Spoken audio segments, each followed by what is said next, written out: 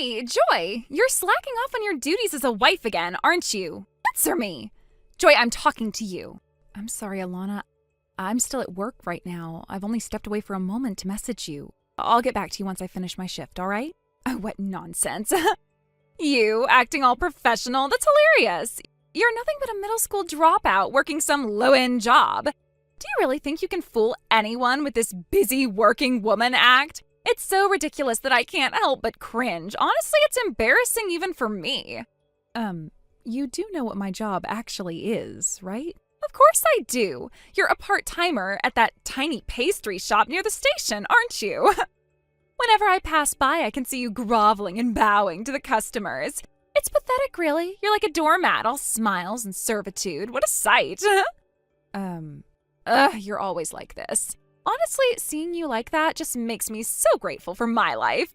My family, in case you've forgotten, runs a company. We're not just some run-of-the-mill people. We're a family of CEOs, a real elite household. And of course, my husband fits right in. He's highly educated, extremely successful, and makes more money in a month than you probably do in a year. That's why I graciously married him, because he's worthy of our family's prestige. You, on the other hand, you should be honored we even let you in. I'm sorry, Alana, I have to go. A customer just walked in. I'll speak with you later. Hey, wait a minute. You're seriously ignoring me right now? How dare you?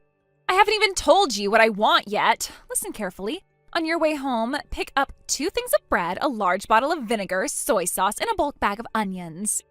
Got it? I was just about to tell you that before you rudely cut me off. You should be grateful, you know.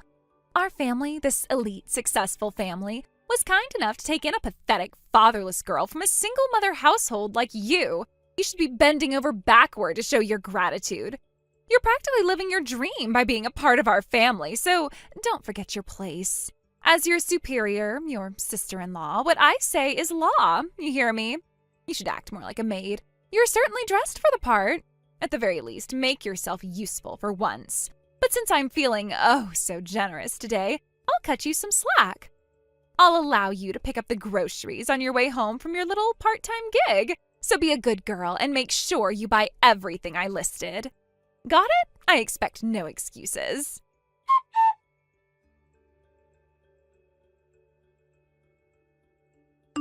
Hey, Joy, can you give me a ride to the station? Right now? Yeah, I left my car at Cambridge Station last night after drinking at a group date. I need to go pick it up. Wait, a group date? Oh, don't get all worked up. I was out for a drive and got a sudden invitation. I had no choice but to leave my car there. Alana, you're a married woman. What were you doing at a group date? Oh, please, it was just to fill out the numbers. I told everyone there that I was married. It was perfectly innocent. No big deal. There's nothing scandalous about it. Oh, by the way, I want you to go pick up my car later. Wait, you want me to go get your car? Of course, you're the one with the driver's license, right? I mean, it's not like you have any other qualifications. You didn't even finish high school. I'm sure your precious little license is the only thing remotely useful about you. So you should at least put it to good use for once. Excuse me? You keep harping on the fact that I didn't finish high school, but what exactly is so wrong with that?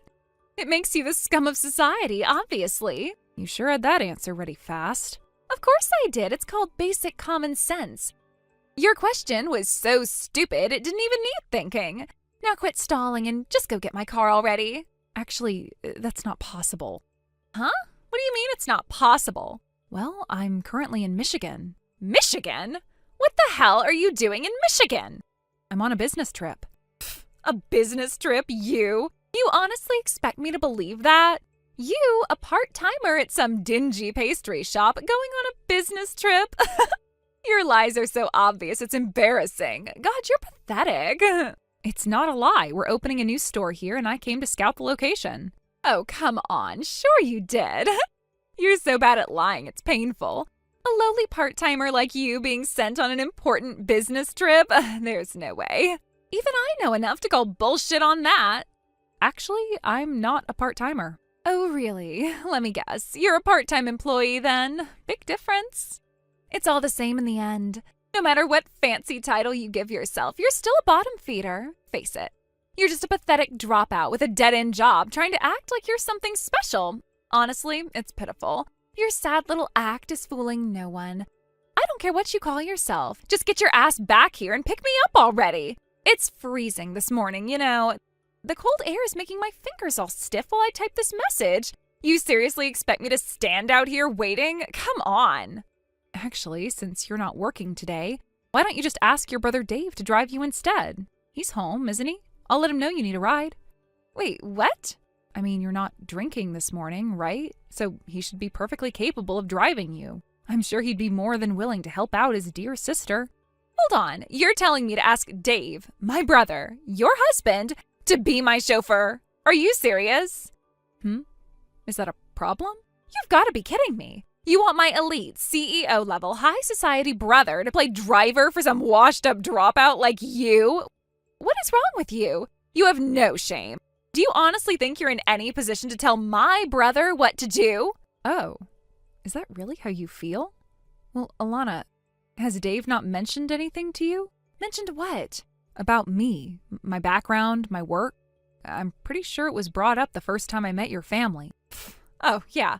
Of course I know all about you.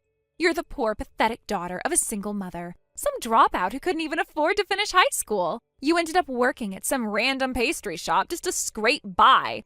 Trust me, I remember your sob story perfectly. Don't think I'm going to fall for any of your grandiose lies now. Well, you're not entirely wrong, I suppose. But maybe you should pay a little more attention to details next time. When Dave introduced me, he told you more than that, didn't he? Oh, whatever. Stop being so nitpicky. The details don't matter. You're still just a dropout loser at the end of the day.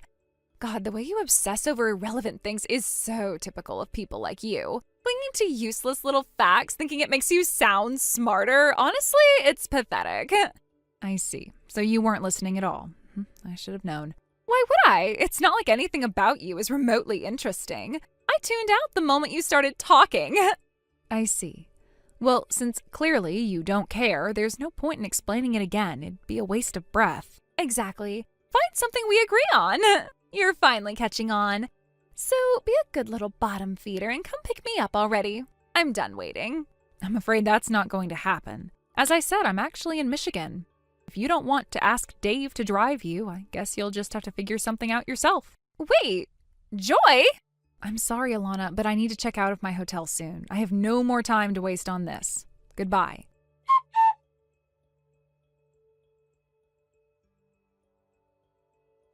Hey, Joy, you really are a piece of work, aren't you? I should have known. It makes sense considering you're just a middle school dropout.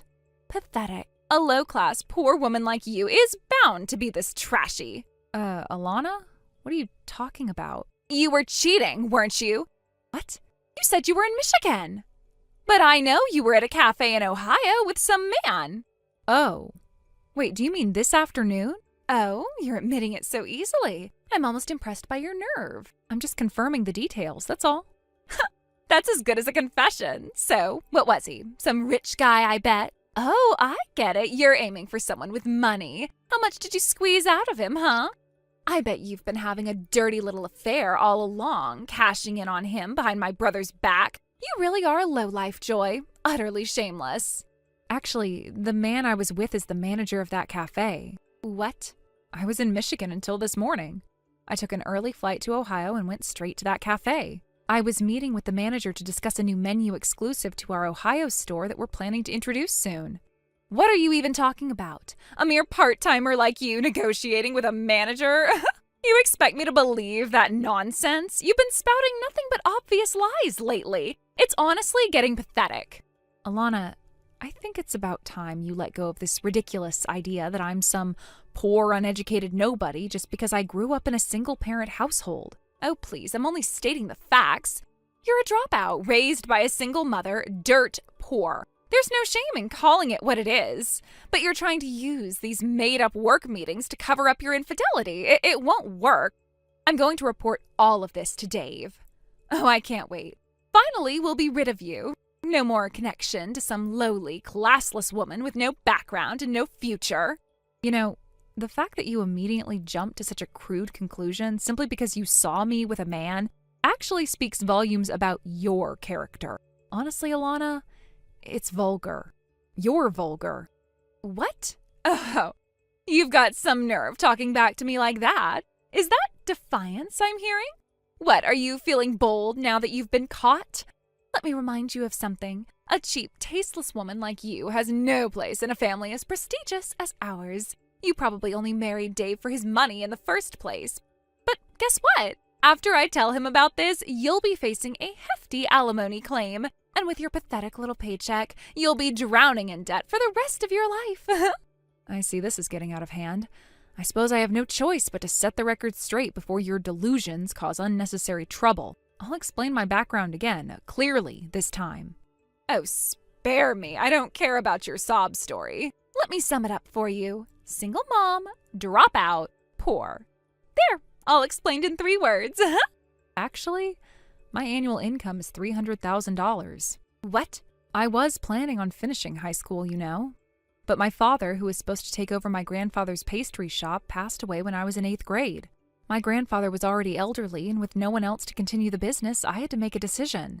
So after graduating from middle school, I began apprenticing under my grandfather full-time as a pâtissier. I wanted to master the craft as quickly as possible and preserve the flavors that had been in my family for generations. 3 years ago, I officially took over the business. Wait, what? By the time I inherited it, my grandfather had already expanded the business into a chain with multiple stores and cafes across the major cities in Honshu. Recently, we launched a project to open our first store in Michigan, specifically in Detroit. That's why I was in Michigan. I was overseeing the launch. Oh, and we've also partnered with a major confectionery brand on a collaboration project. Thanks to my incredible staff and my mother's support on the management side, the business is thriving. We're doing quite well, financially and otherwise. No way. You're lying. You? You're saying that some dropout from a single-parent home is actually... No, that's impossible. Actually, stories like mine are pretty common if you care to look around. You might want to reconsider your shallow assumptions about people with different backgrounds. Shut up. Don't act all high and mighty. You're still nothing but a working-class peasant. You're beneath me. Funny, coming from someone who's never worked a day in her life. No matter what you say, you're still a dropout. That's a fact. About that, I'm actually enrolled in an online high school program. I'll be graduating next year, which will make me a high school graduate. What? You're just trying to change the subject. You're desperate. Trying to distract me from your cheating with all this nonsense. It's not going to work. It won't work. Is that so? Well, in that case, let me ask you something, Alana. What exactly are you doing in Ohio? What? Oh, I'm just traveling. A little vacation, that's all. Oh, really? And who, might I ask, are you traveling with? Well, a college friend. Yeah, just a girl from university. Funny. That person you were with didn't really look like a woman. What do you mean? Oh, you know, just this. What? You saw me? You're following me? No, not exactly. But just as you happened to see me at the cafe, I happened to see you with this man. Oh, and I took more than just this one photo. There are plenty of intimate ones. You know, the kind couples take. The kind that leave no room for doubt. No, you didn't. I was so shocked by what I saw that I instinctively took photos. And yes, it definitely looks like cheating to me. Please delete them right now. Oh, no point in that. What? Why? Because I've already sent them to Dave. No. Oh, and by the way, this man? Turns out he's one of Dave's subordinates. Small world, huh? You know, I once heard that people who cheat are often the first to suspect their partners of doing the same. I guess that was true after all. Wait, Joy, please, let's talk about this. I'd love to, but my flight's about to board. Goodbye, Alana.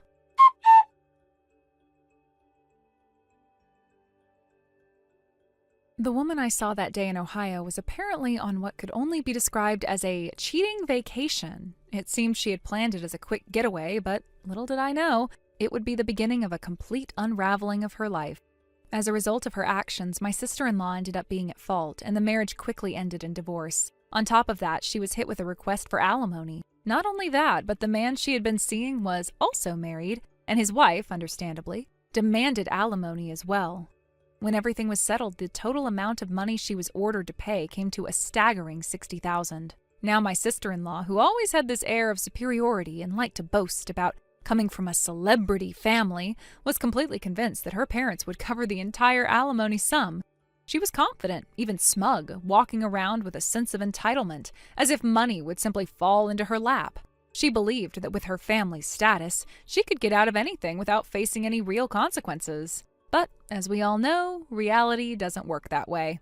Instead of the expected handout from her parents, she was told in no uncertain terms, "You will pay the full amount yourself and reflect on your actions." There was no comfort, no bailout, no easy way out of this. She had to face the music, and it was a hard pill to swallow. This only seemed to drive her into more of a tantrum in what could only be described as childish arrogance. She stormed around and demanded, "How dare someone like me with just a middle school education have to pay such a huge amount? Give me all your money." She went so far as to stand outside my house, glaring and ranting, crossing her arms and essentially challenging the world. She acted as though she was some kind of victim when, in reality, she had brought all of this on herself.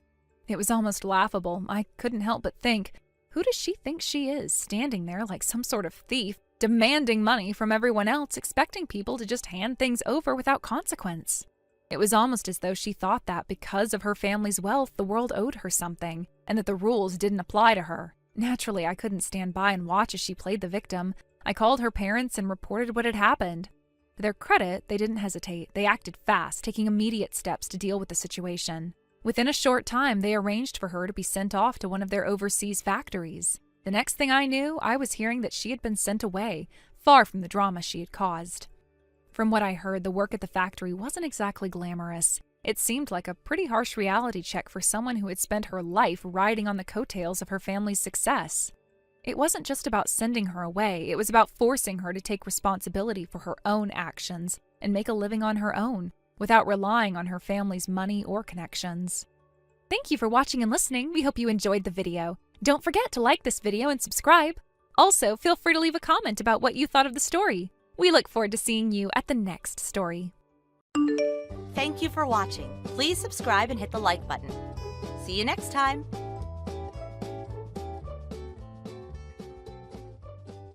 Good evening, Robert. I'm so glad I was able to see you today. Good evening, Catherine. Thanks to you too. I'm glad I got to greet Samantha's family.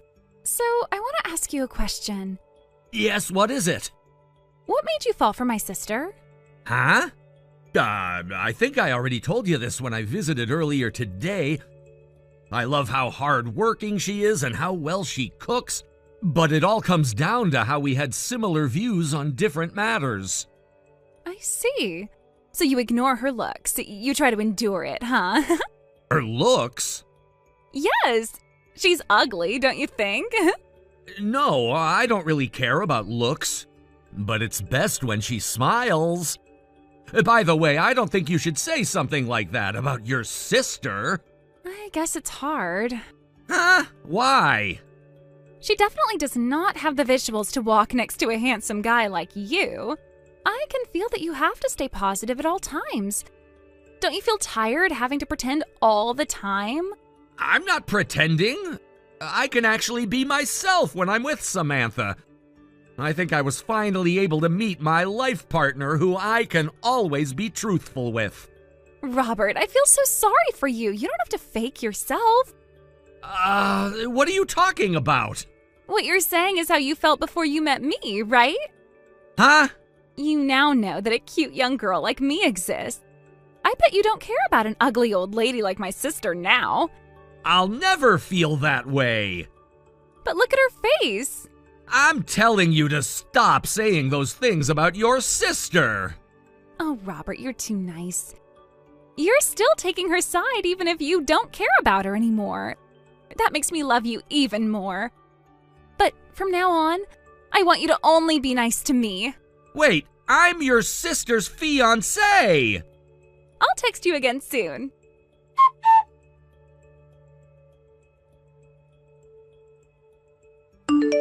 Hey, Samantha? Oh, Robert? Thanks for today. Nah, no problem. I'm so glad I got to greet your family. We've already visited your family, so I guess the next step is to get ready for our wedding. Yeah, you're right. And I already received messages from your sister. Huh? Already? Well, you've told me about her beforehand, but she's even more unique than I expected, you know? You don't have to choose your words. She really lives up to her nickname of Miss Misunderstanding. You said that her misunderstanding caused a mess, even involving compensation, right? When our cousin brought her fiancé to our New Year's gathering, she somehow managed to believe that he fell in love with her. 3 months later at their wedding, she ruined the wedding by appearing at the venue in a wedding dress. What she said back then was that she came to rescue the groom who was forced to marry someone he didn't love. Oh, that's... wow! Fortunately, my cousin didn't have to break up with him or anything, but since then their family cut ties with ours. I see. I was planning to bring you home when my sister wasn't home, but my grandma, who's living together, accidentally told her. Oh, she adores your sister a lot, right? Yep, she adores her more than anything. Apparently she looks like when she was young. She kept on telling my sister that boys would all love her because she was beautiful, and that she'll be able to choose from a wide range of boys to be her partner in the future. She kind of brainwashed her. The only reason why she can still be bossy at home is because our grandma takes her side all the time. She's a disaster in many ways, huh? I'm sorry I pulled you into this mess. There's nothing you have to apologize about. I might sound mean, but I won't take her seriously, so you don't have to worry about me. Yeah, but she's pretty hard to deal with. Be careful. Okay, I'll be careful.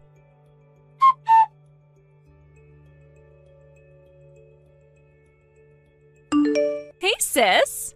Catherine, what? Hear me out. I finally found the love of my life. What? Oh, don't tell me. It's Robert. Oh, you knew. I see. I guess he's so in love with me that he's that obvious. No way. I just thought so because you've done something similar in the past. First of all, I've already heard about the ridiculous texts you sent him. Ridiculous? Listen, remember when you thought Hannah, our cousin's fiancé, was the love of your life and ruined their wedding? Including the ones that weren't as serious as that, this is your 5th time. It's time you stop. But, I'm sure that Robert fell in love with me. You have to give him up so that I wouldn't have to ruin your wedding. Oh, come on. Then starting from today, I'm Robert's fiancé. Where should I hold my wedding? Don't ignore me.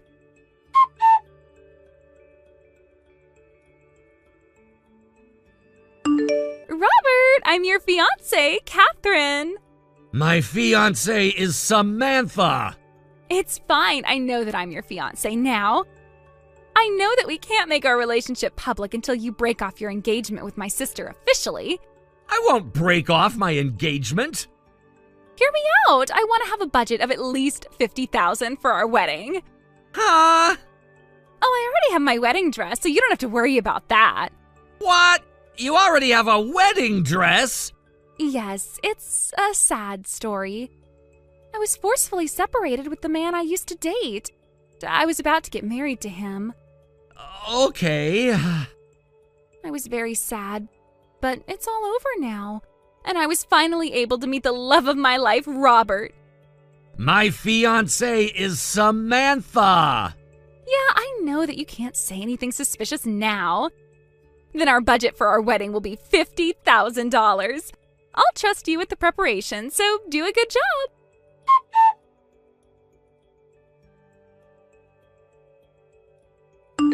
Samantha, there's something I want to talk to you about. What is it? Actually, I talked with your parents already. Huh? My parents?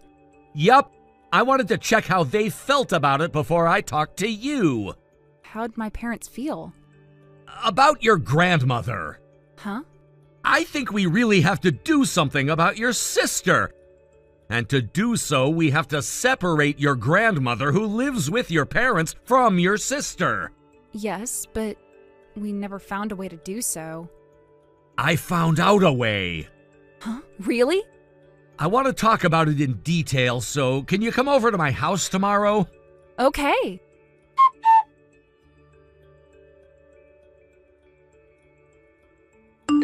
Sis, I have an announcement.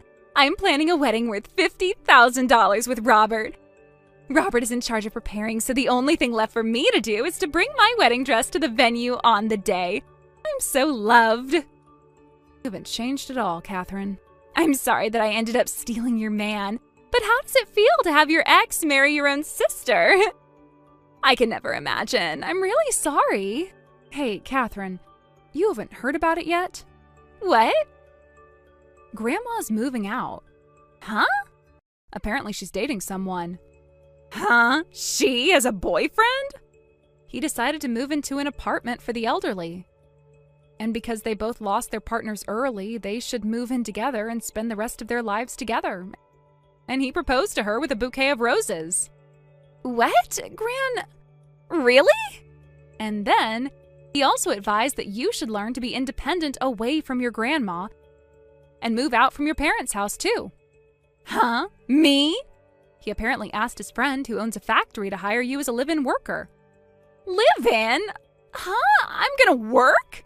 You're leaving tomorrow, so good luck. Tomorrow? Wait, it's all too sudden. I'm gonna be a housewife after having a wedding worth $50,000 with Robert. Huh?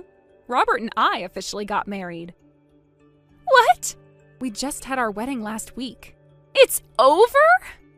And we're having our honeymoon now in Europe. What? Oh, you're so mean. Robert is my fiancé. Nope, he's my husband. Robert loves me. I think he messaged you already. What? Wait, I never said that I wanted to marry you? And the wedding dress you mentioned that you wanted to wear at our wedding is the same one you wore when you ruined your cousin's wedding, right? A shameless woman like you who would want to get married in that kind of dress? I would never want to marry you. Am I right? What is this? I know you're forcing him to text me like this. Grandma even said you lacked common sense about the wedding dress. Huh? It's no wonder that Robert felt disgusted. He said he just blocked you. No way. Does he hate me now? Gran even said that I lack common sense? No way. No way. You now understand how much you don't fit into society. So you should learn more about the society by becoming a live-in factory worker. You have to be kidding. Wait! There's nothing more I want to say. Good luck on your own from here.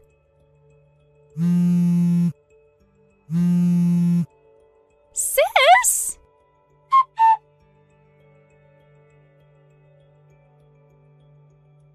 First of all, the man who started dating Samantha's grandmother was someone I introduced her to.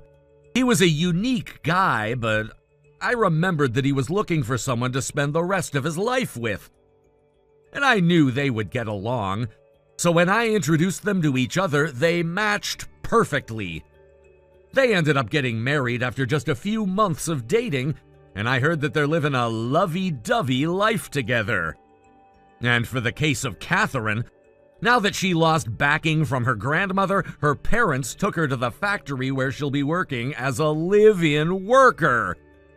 They're even planning to get her a therapist in the future, and I bet she'll have to go through all the hardships living independently in society. But I hope she'll change for the better. Thank you for watching. Please subscribe and hit the like button. See you next time.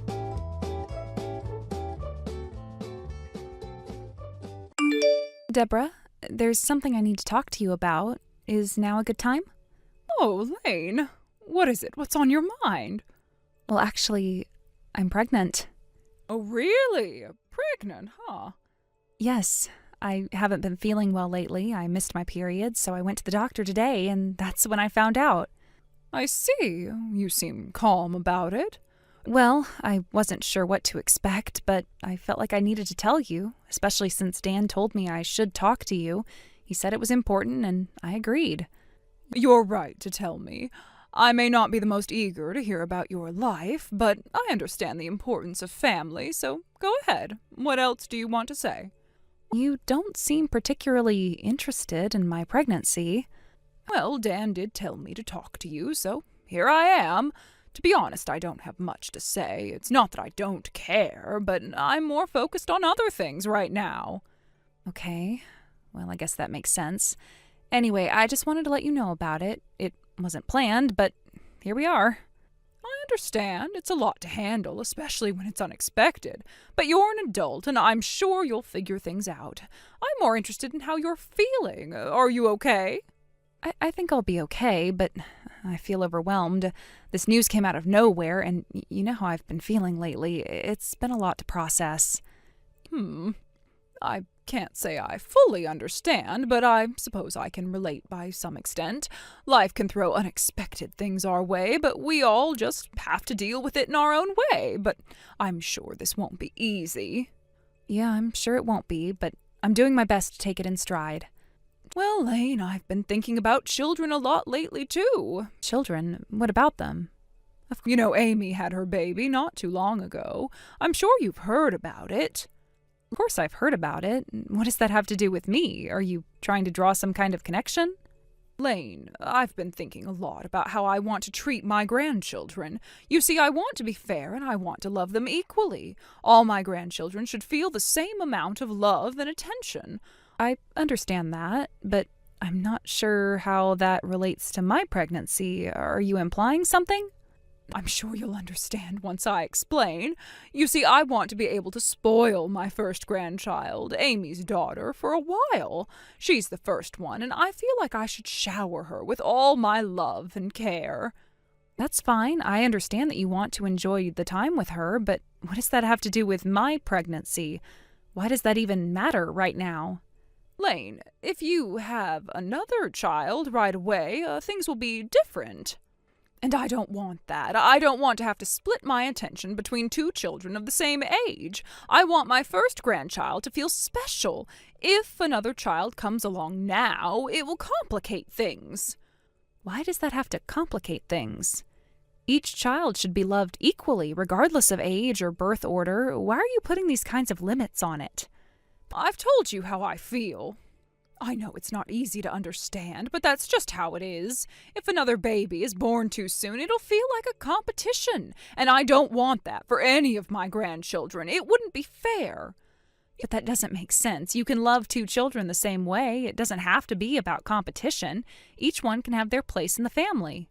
You just don't get it. It's not that simple. I know myself well enough to know that if another child is born too soon, I won't be able to help favoring the first one. It's human nature.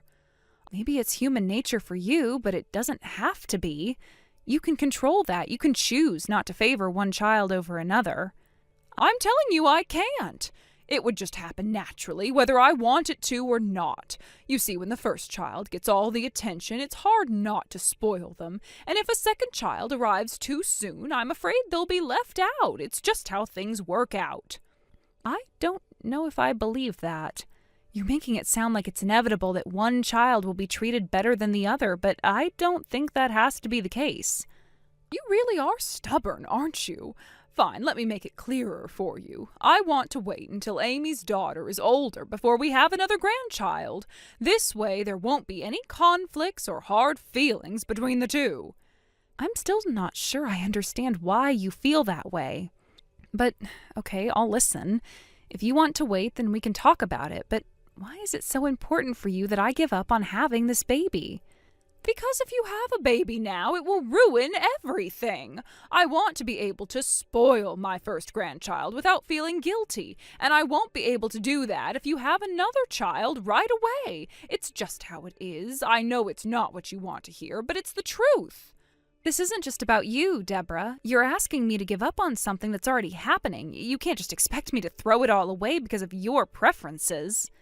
Well, you should. You need to think about the bigger picture here. Your child is still young, and it's not too late to change your mind. I'm asking you to wait, and I think you should.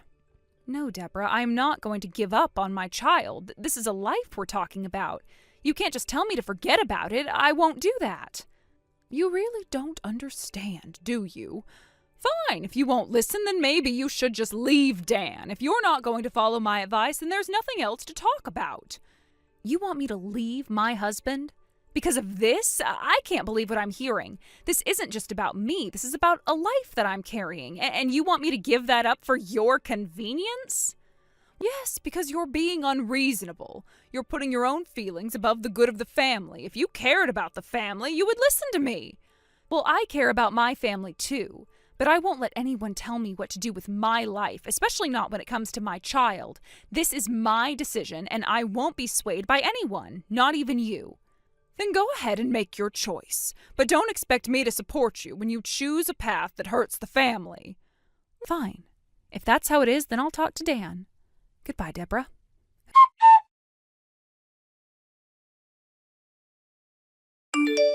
Lane, it's been a long time, hasn't it? Has it really been 5 years? Oh, time has passed so quickly. But now I need to speak with you about something important. Who is this? Huh? Oh, that's a rather rude way to start a conversation, don't you think?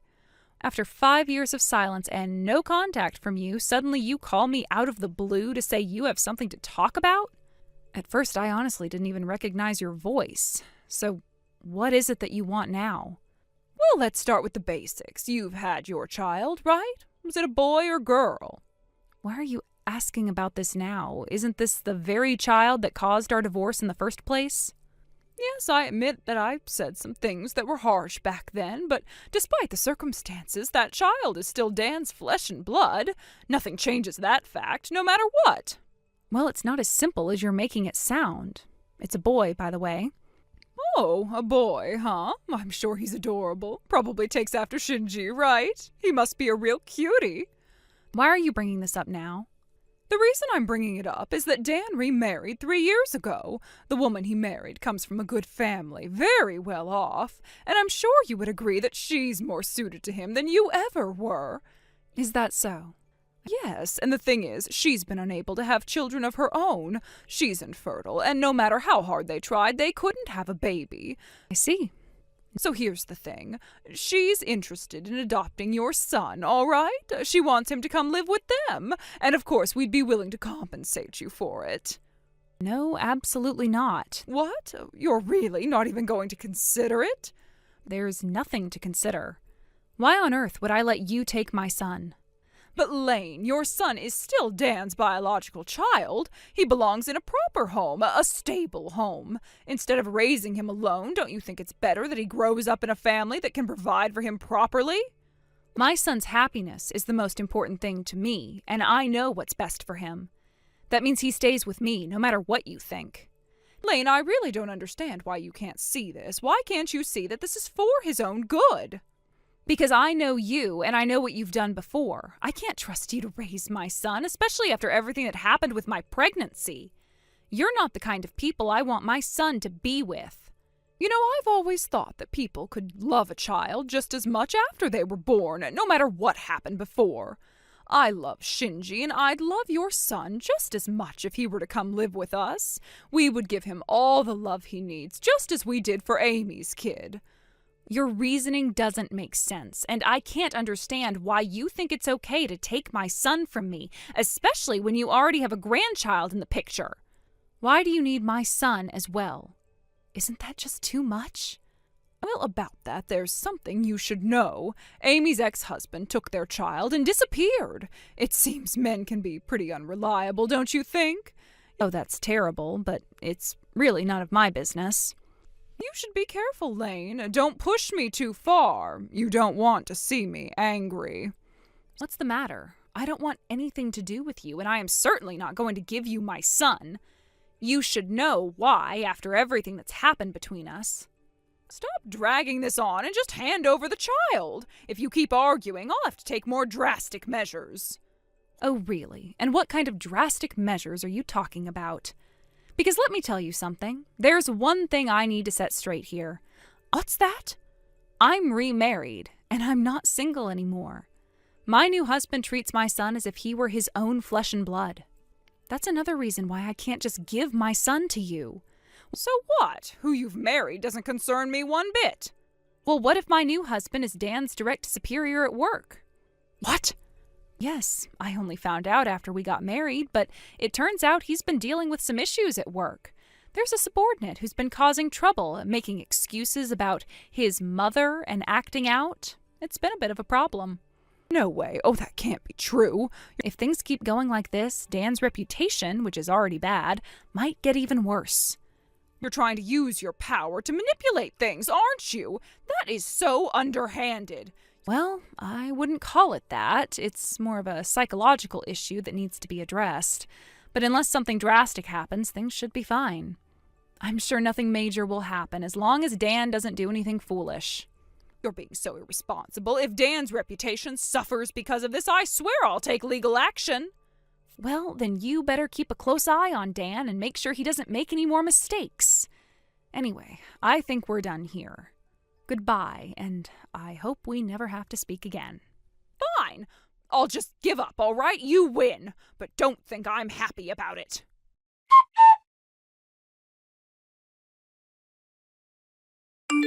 At first glance, it seemed like my former mother-in-law had reluctantly accepted the situation and stepped back. However, the truth was far from that. She hadn't given up at all. In fact, she went so far as to attempt to kidnap my son. It's almost unbelievable, but she actually tried to take him away from me. I wonder, is this what she was hinting at back then when she was talking about her plans? Is this the kind of thing she had in mind? If so, I have to say it was incredibly reckless, thoughtless even.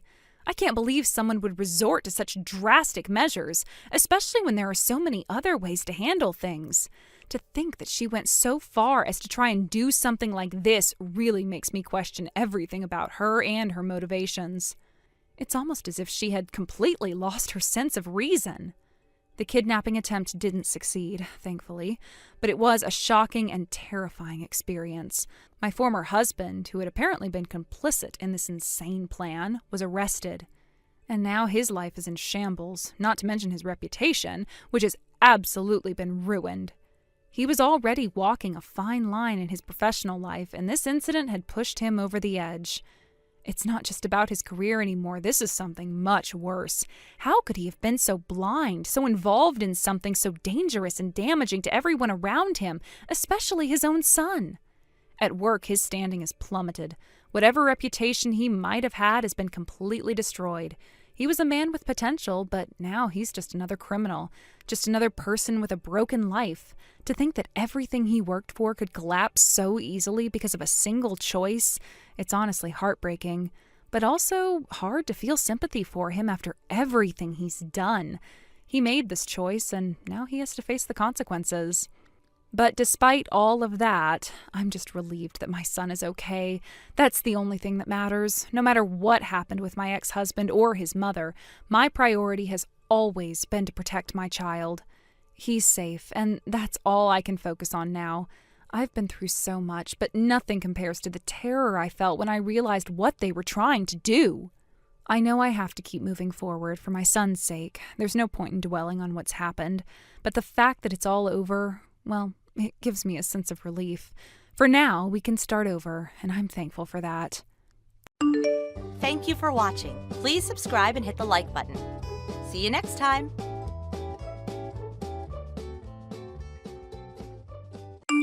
Harry, we need to talk. Okay, what's up?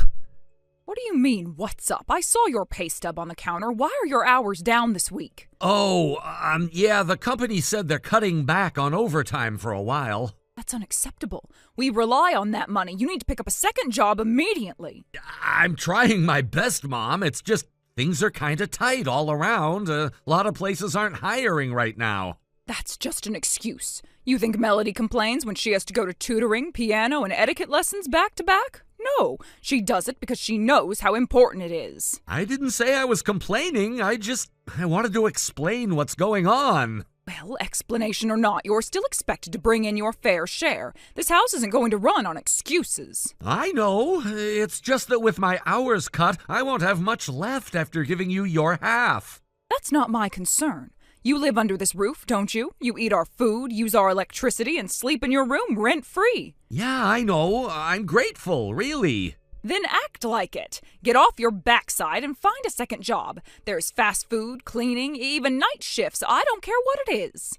I'll start looking, okay? Good, because if you don't, you'll be out of this house by the end of the month. I won't carry dead weight. I'm not trying to be dead weight, Mom. I'm really tired lately. The factory work is a lot, especially with the morning shifts. Oh, boo-hoo. Melody wakes up at 6 for yoga and manages to attend 3 advanced classes before lunch. You're not special, Harry. I didn't mean to compare. I guess I was hoping maybe things could ease up a little. Ease up?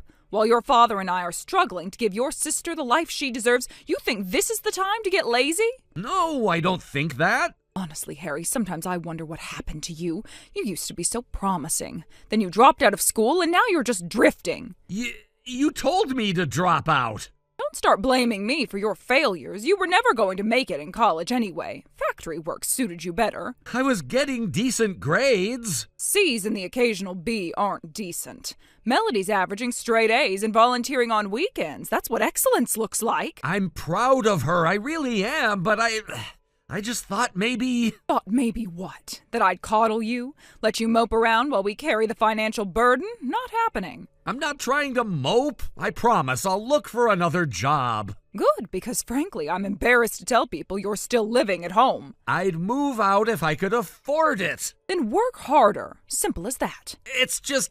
giving you half my paycheck makes it hard to save anything. Excuse me, are you questioning the arrangement? No, I'm just trying to figure things out, that's all. You should be thanking me. I didn't have to let you stay here after you dropped out, but I did, out of kindness. I know. What do I get in return? Attitude? Excuses? I should have thrown you out when you turned 18. I'm sorry. I'll try harder, I swear. You'd better. We're not running a charity. Okay, I'll start applying tonight after my shift. Well, that's more like it.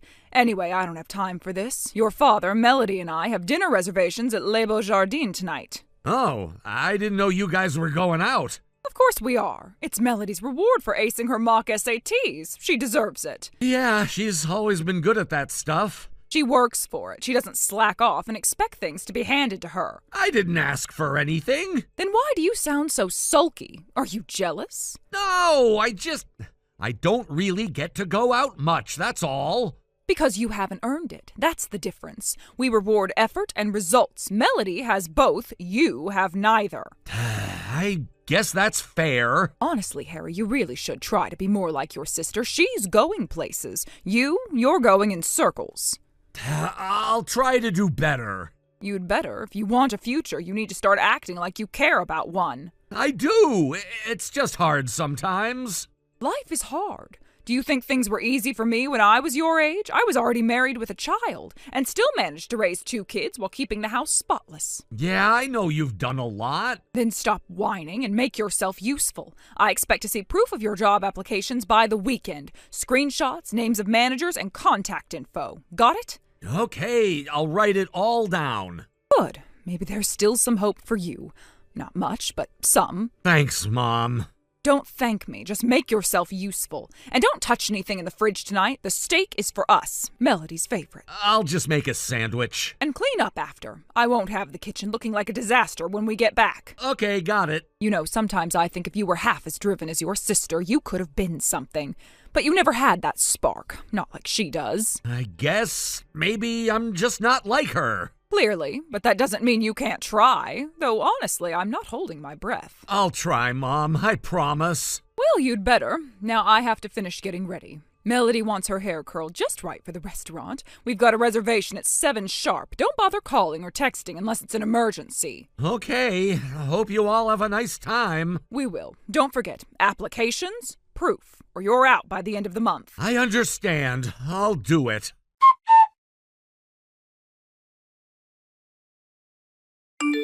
Harry, explain yourself right now. I just heard from that nosy woman across the street that you don't have a job anymore. What have you done? I didn't do anything wrong, Mom. The company shut down. They went bankrupt. We all got let go. Oh, don't give me that. You expect me to believe that you had no warning? You should have started applying for something else the moment you heard rumors. I had a feeling something might happen, yes. That's why I've been preparing. I've been working on my own business for over a year now, and now that I'm free, I'm going to pursue it full time. A business? Please. Since when is wasting time on the computer a business? You always were too naive for your own good. It's not wasting time. I've got a full client base, contracts, repeat customers. This isn't a joke. I don't want to hear about your little side projects. I want to hear how soon you're going to get a real job again. You need to bring in money, not chase silly dreams. It's not a dream anymore. It's my actual job now, and I'm doing well. You mean to tell me that you think you can just sit at home and work for yourself like you're some kind of millionaire? Oh, this is nonsense. You're going to start applying for actual jobs today. Do you hear me? I already told you I'm not applying anywhere else. I've built something that works, and I want to focus on it. You're being selfish, Harry. We've all supported you for years. The least you can do is keep paying your share to help this family. Supported me? Mom, I've been giving you half my paychecks since I was 16. That's not support, that's control. Don't you dare speak to me like that. Everything I've done was to teach you responsibility. And now you think you can just walk off and be some kind of businessman? With what experience? I've built that experience on my own. I've had to figure everything out without help. You never believed in me, and yet I made it work. I knew letting you have that computer was a mistake. You think you're better than everyone else now? Let me tell you something, Harry. If you don't want to play your part in this household, you can get out. I won't let a lazy, entitled boy sit around here pretending he's some entrepreneur. Fine, I'll leave. Excuse me? You're just going to run away the second things don't go your way. I'm not running from anything. I'm just done living under rules that were never fair to begin with. You always gave Melody the world, and I got scraps.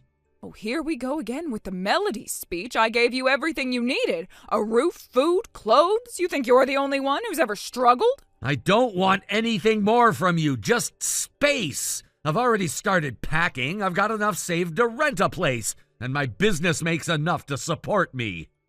Enough? What do you think enough is, Harry? You'll be crawling back in a week, broke and starving. I won't, because I'm already earning $75,000 a year. That's more than I ever made at the factory. You are lying. No, I'm not. I have the invoices, contracts, even a financial advisor helping me now. That can't be right. You're not capable of that. You've never been capable. Maybe you just never wanted to see what I could do. I gave you everything, and this is how you repay me? Throwing it back in my face? You gave me conditions, control, and guilt. That's not love, Mom. You ungrateful little brat. You know what? Good. Go. See how the world treats you. You'll see how hard life really is without a mother to keep you grounded. Honestly, I'm looking forward to figuring that out on my terms. So you're seriously leaving? Right now? I'm finishing up a few things. I'll be out by the end of the day. Oh, don't come crawling back to me when your fantasy life collapses. I won't. I've made peace with it. I just hope. Maybe someday you'll realize I deserved better than how you treated me. You're lucky I don't tell your sister what a disgrace you've become. You've already told her everything else you think is wrong with me. What's one more thing? I can't believe this after everything. Goodbye, Mom.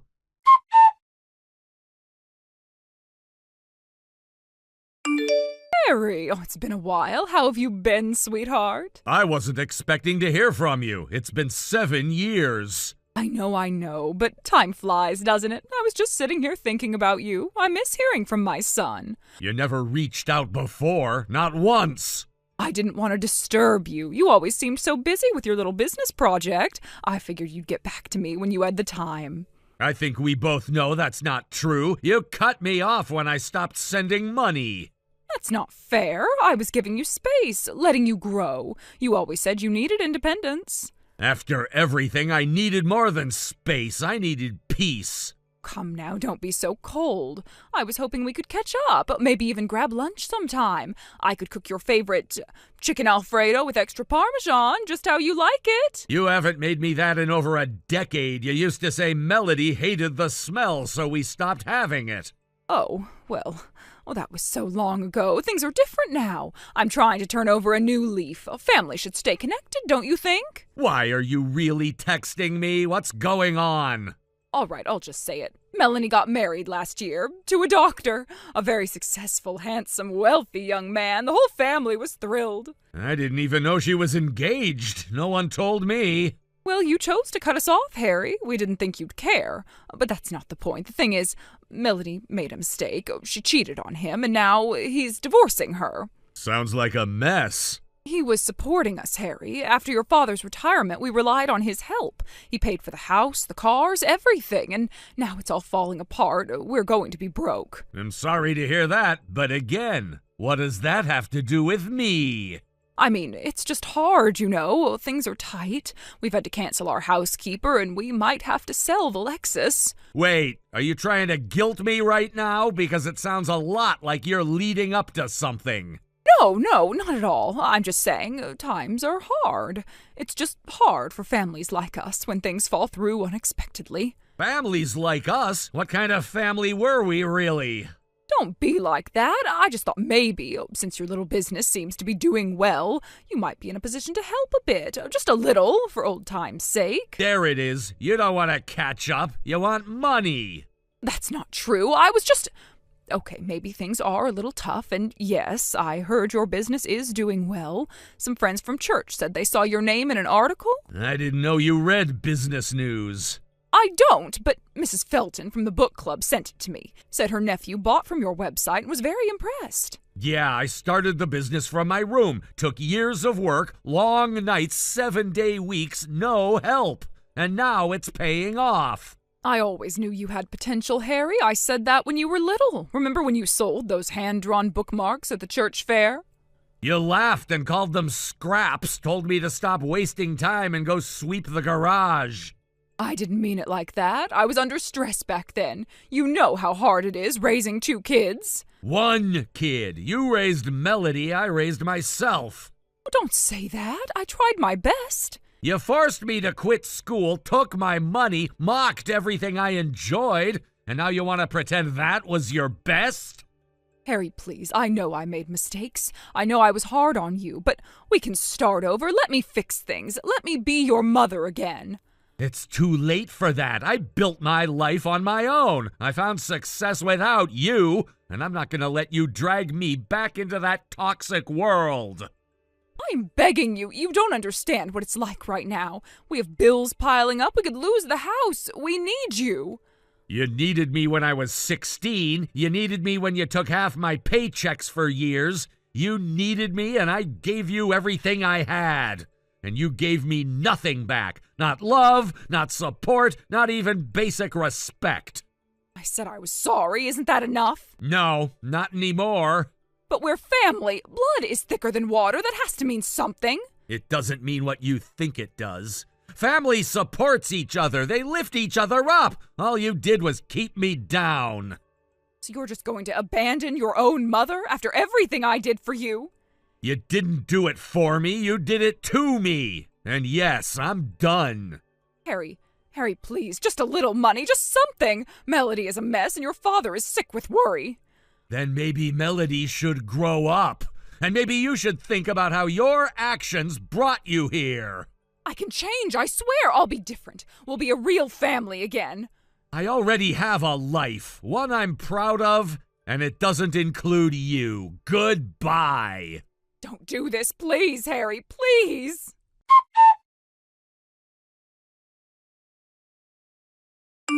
Life's different for me now, and better in every possible way. My business is thriving, and I finally have full control over my time, my income, and my future. My wife and I are expecting our first child soon, and that's changed how I see everything. I think a lot about the kind of father I want to be, and more importantly, the kind I refuse to be. I'll never force my kid to give up school or their dreams just to serve someone else's comfort. I'll never treat them like they're a burden to manage or a bank account to drain. They'll grow up knowing they're loved, respected, and safe, not manipulated or pushed aside for someone more special. Melody and I don't talk much, but I heard she finally stood up to our parents. Mom tried pulling the same stunts with her, guilt-tripping, demanding money, acting entitled to whatever Melody had. But Melody wasn't having it. She said no and walked away. She doesn't visit, she doesn't call, and honestly, I don't blame her. When I stopped giving in, they acted like I was heartless. When Melody did it, they just fell silent. With no one left to control, no money coming in, things spiraled fast. The house was repossessed a few months ago. Last I heard, they were bouncing between shelters and staying with distant relatives. It's a strange feeling knowing the people who once acted like I owed them everything are now struggling on their own. But I don't feel guilty. They made their choices and now they're living with them. I gave them too many chances. I begged for too long to be treated like family. But now I see it clearly. They never wanted a son. They wanted someone they could use. That cycle ends with me. My kid will never question whether they're loved. They'll never have to earn their place in the family. They'll never be told their worth is tied to a paycheck. I'm building a life that's mine, not because I got lucky, but because I finally believed I deserved better. I don't think about my parents much anymore. There's too much ahead of me that's worth focusing on. A home filled with love, a partner who supports me, a child who'll grow up safe, happy, and free. And for the first time in my life, I'm not scared of what comes next. I'm ready for it. Thank you for watching. Please subscribe and hit the like button. See you next time.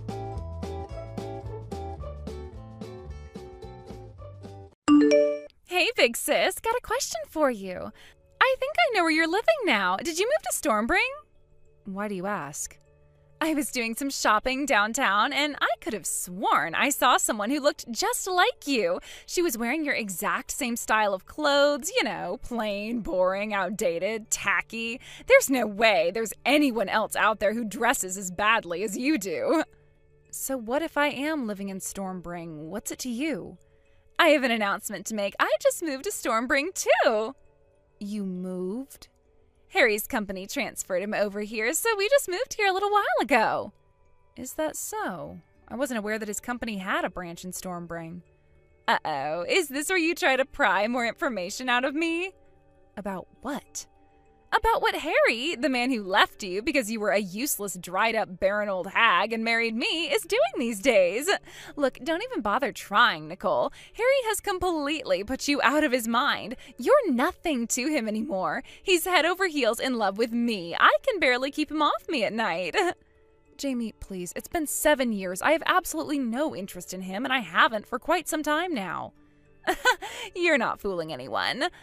What, do you want me to still be pining for him or something? Like, is your affection for Harry only based on your hatred for me? No. He's a total dreamboat. I would love him even if he was never married to you. Good for you. Is that all you wanted to tell me? Can I go now? I'm pretty busy over here. Hold it right there, Nicole. Tell me what your address is. Now that we're living so close to each other, I'd love to come over and catch up. So, listen, Nicole, I have got to tell you this. I am absolutely loving my life as the mom of Harry's child. Isn't it insane? The child that made Harry break up with you and marry me is now already 6 years old. He's going to go into first grade this fall. Oh, and he's a boy, by the way. Did I tell you the baby was a boy? He's such a bundle of energy. It's adorable how much he runs around and plays. Sometimes it's even a little bit too much for me. It's like, good grief, let me take a break, sweetie. Mommy's already played soccer with you 3 times today. I need a vacation bad. Well, if it isn't Jamie again. Look, would you please stop texting me at random times during the day to send me completely pointless messages? This is the phone number that I use for work, and it's really distracting to have my notification list so filled up with your nonsense that I can't find messages from my clients. Aw, don't be that way. We're sisters, aren't we? So yeah, let me tell you about this absolutely hilarious thing he did in the park the other day. I'll pass. We were walking down the sidewalk, and then this old guy with a dog comes by. I am blocking your number. Goodbye forever. What? Hey, you can't block me. Hey there, Nicole. It's your favorite little sister Jamie again. Oh, for the love of... You got a new phone number just to bother me? Kinda? But I mean, since we're living in the same city now and everything, I thought that it would be kind of important to have some way to contact you in the event of an emergency or something. I wouldn't even want you to contact me to warn me of an incoming tornado about to destroy my house. Come on, Nicole, why are you being so stuck up like this?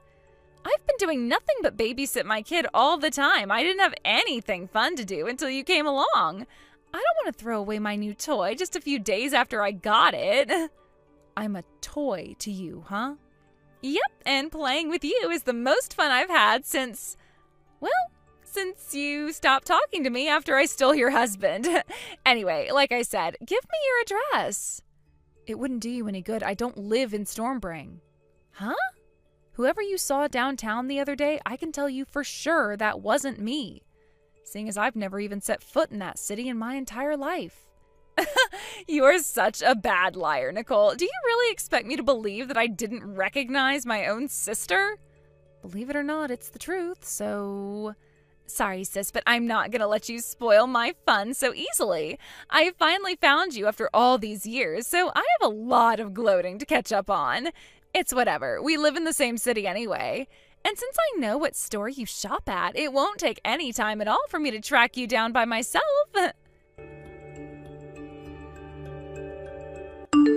Hey there, Mariana. Sorry to message you out of the blue like this. Is now a good time? Oh, wow, Nicole, it's so great to hear from you. It's been ages.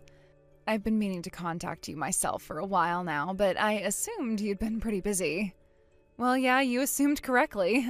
Fortunately, though, I've been able to get help from the people in my inner circle, which makes things a little easier than they could be, but it's still a bit of a mess. If you're taking time out of your busy schedule to message me, then I suppose this probably has something to do with Harry and Jamie. You're just as perceptive as ever. For the last several days, Jamie has been absolutely blowing my phone up with messages all day, every day. So I thought something fishy may be going on and figured I should look into it. You and Harry are cousins. Have you heard anything from them lately? If not directly, from your parents or other relatives? I really can't shake the feeling that something weird is going on. Well, yeah, there kind of is. I thought so. Would you mind filling me in? Okay, and to make a long story short, Harry and Jamie got divorced about a month ago. What? Why? You probably heard that Jamie's kid is 6 now, right? Well, it turns out Harry isn't the father. What the? Hold on. This is the 6-year-old kid that resulted in our marriage breaking up 7 years ago, right? Yeah, that's the right kid. So I'm not sure how everything went down exactly, but for some reason, Harry found out a while back that he was infertile, to the point that he would most likely never be able to have a child of his own. That made him concerned about the son that he had always thought was his. And when he got a paternity test done, the results came back that his suspicions were correct. He wasn't the father. Yikes. After he had that bomb dropped on him, he started doing a little more digging. Then he found out that while Jamie had broken up her relationship before she and Harry got married, she was cheating on him with a different guy for most of their marriage. He filed for divorce, and due to all of Jamie's terrible behavior, she was found at fault and got nothing in the settlement. Good grief. And trust me, there's a lot more to tell you. This is the short version of the story. Wow, how could that situation possibly get any worse? I'd love to tell you about it, but it's an awful lot to send by text. And you're really busy over there, aren't you? I've got stuff to take care of myself, so how about we both get all our work done for the day and have a nice long conversation by phone tonight? Is 9 p.m. or so okay for you? Yeah, that's a good idea. Let's do that. Okay, then I'll give you a call around 9 tonight then. Talk to you later, Nicole. Thanks, Mariana. Talk to you later. Hey, Mariana, thanks for telling me about all of that. Seriously, though, I prepared myself to hear some crazy stories from you, but I still can't believe all of that actually happened. I just hope I told you something that can be useful to you. But what is up with that sister of yours? She never learns her lesson, does she? She actually goes out of her way to specifically avoid learning her lesson. But anyway, it's only going to be a few days. If she doesn't contact me again, then I can just leave it at that. But if she gives me any more crap, then I'm going to give her a piece of my mind and say goodbye to her for good. Hey there, Nicole. Wow, would you believe how much trouble my son has been causing for me today? So my in-laws sent him a new backpack for a present to congratulate him on moving into the first grade.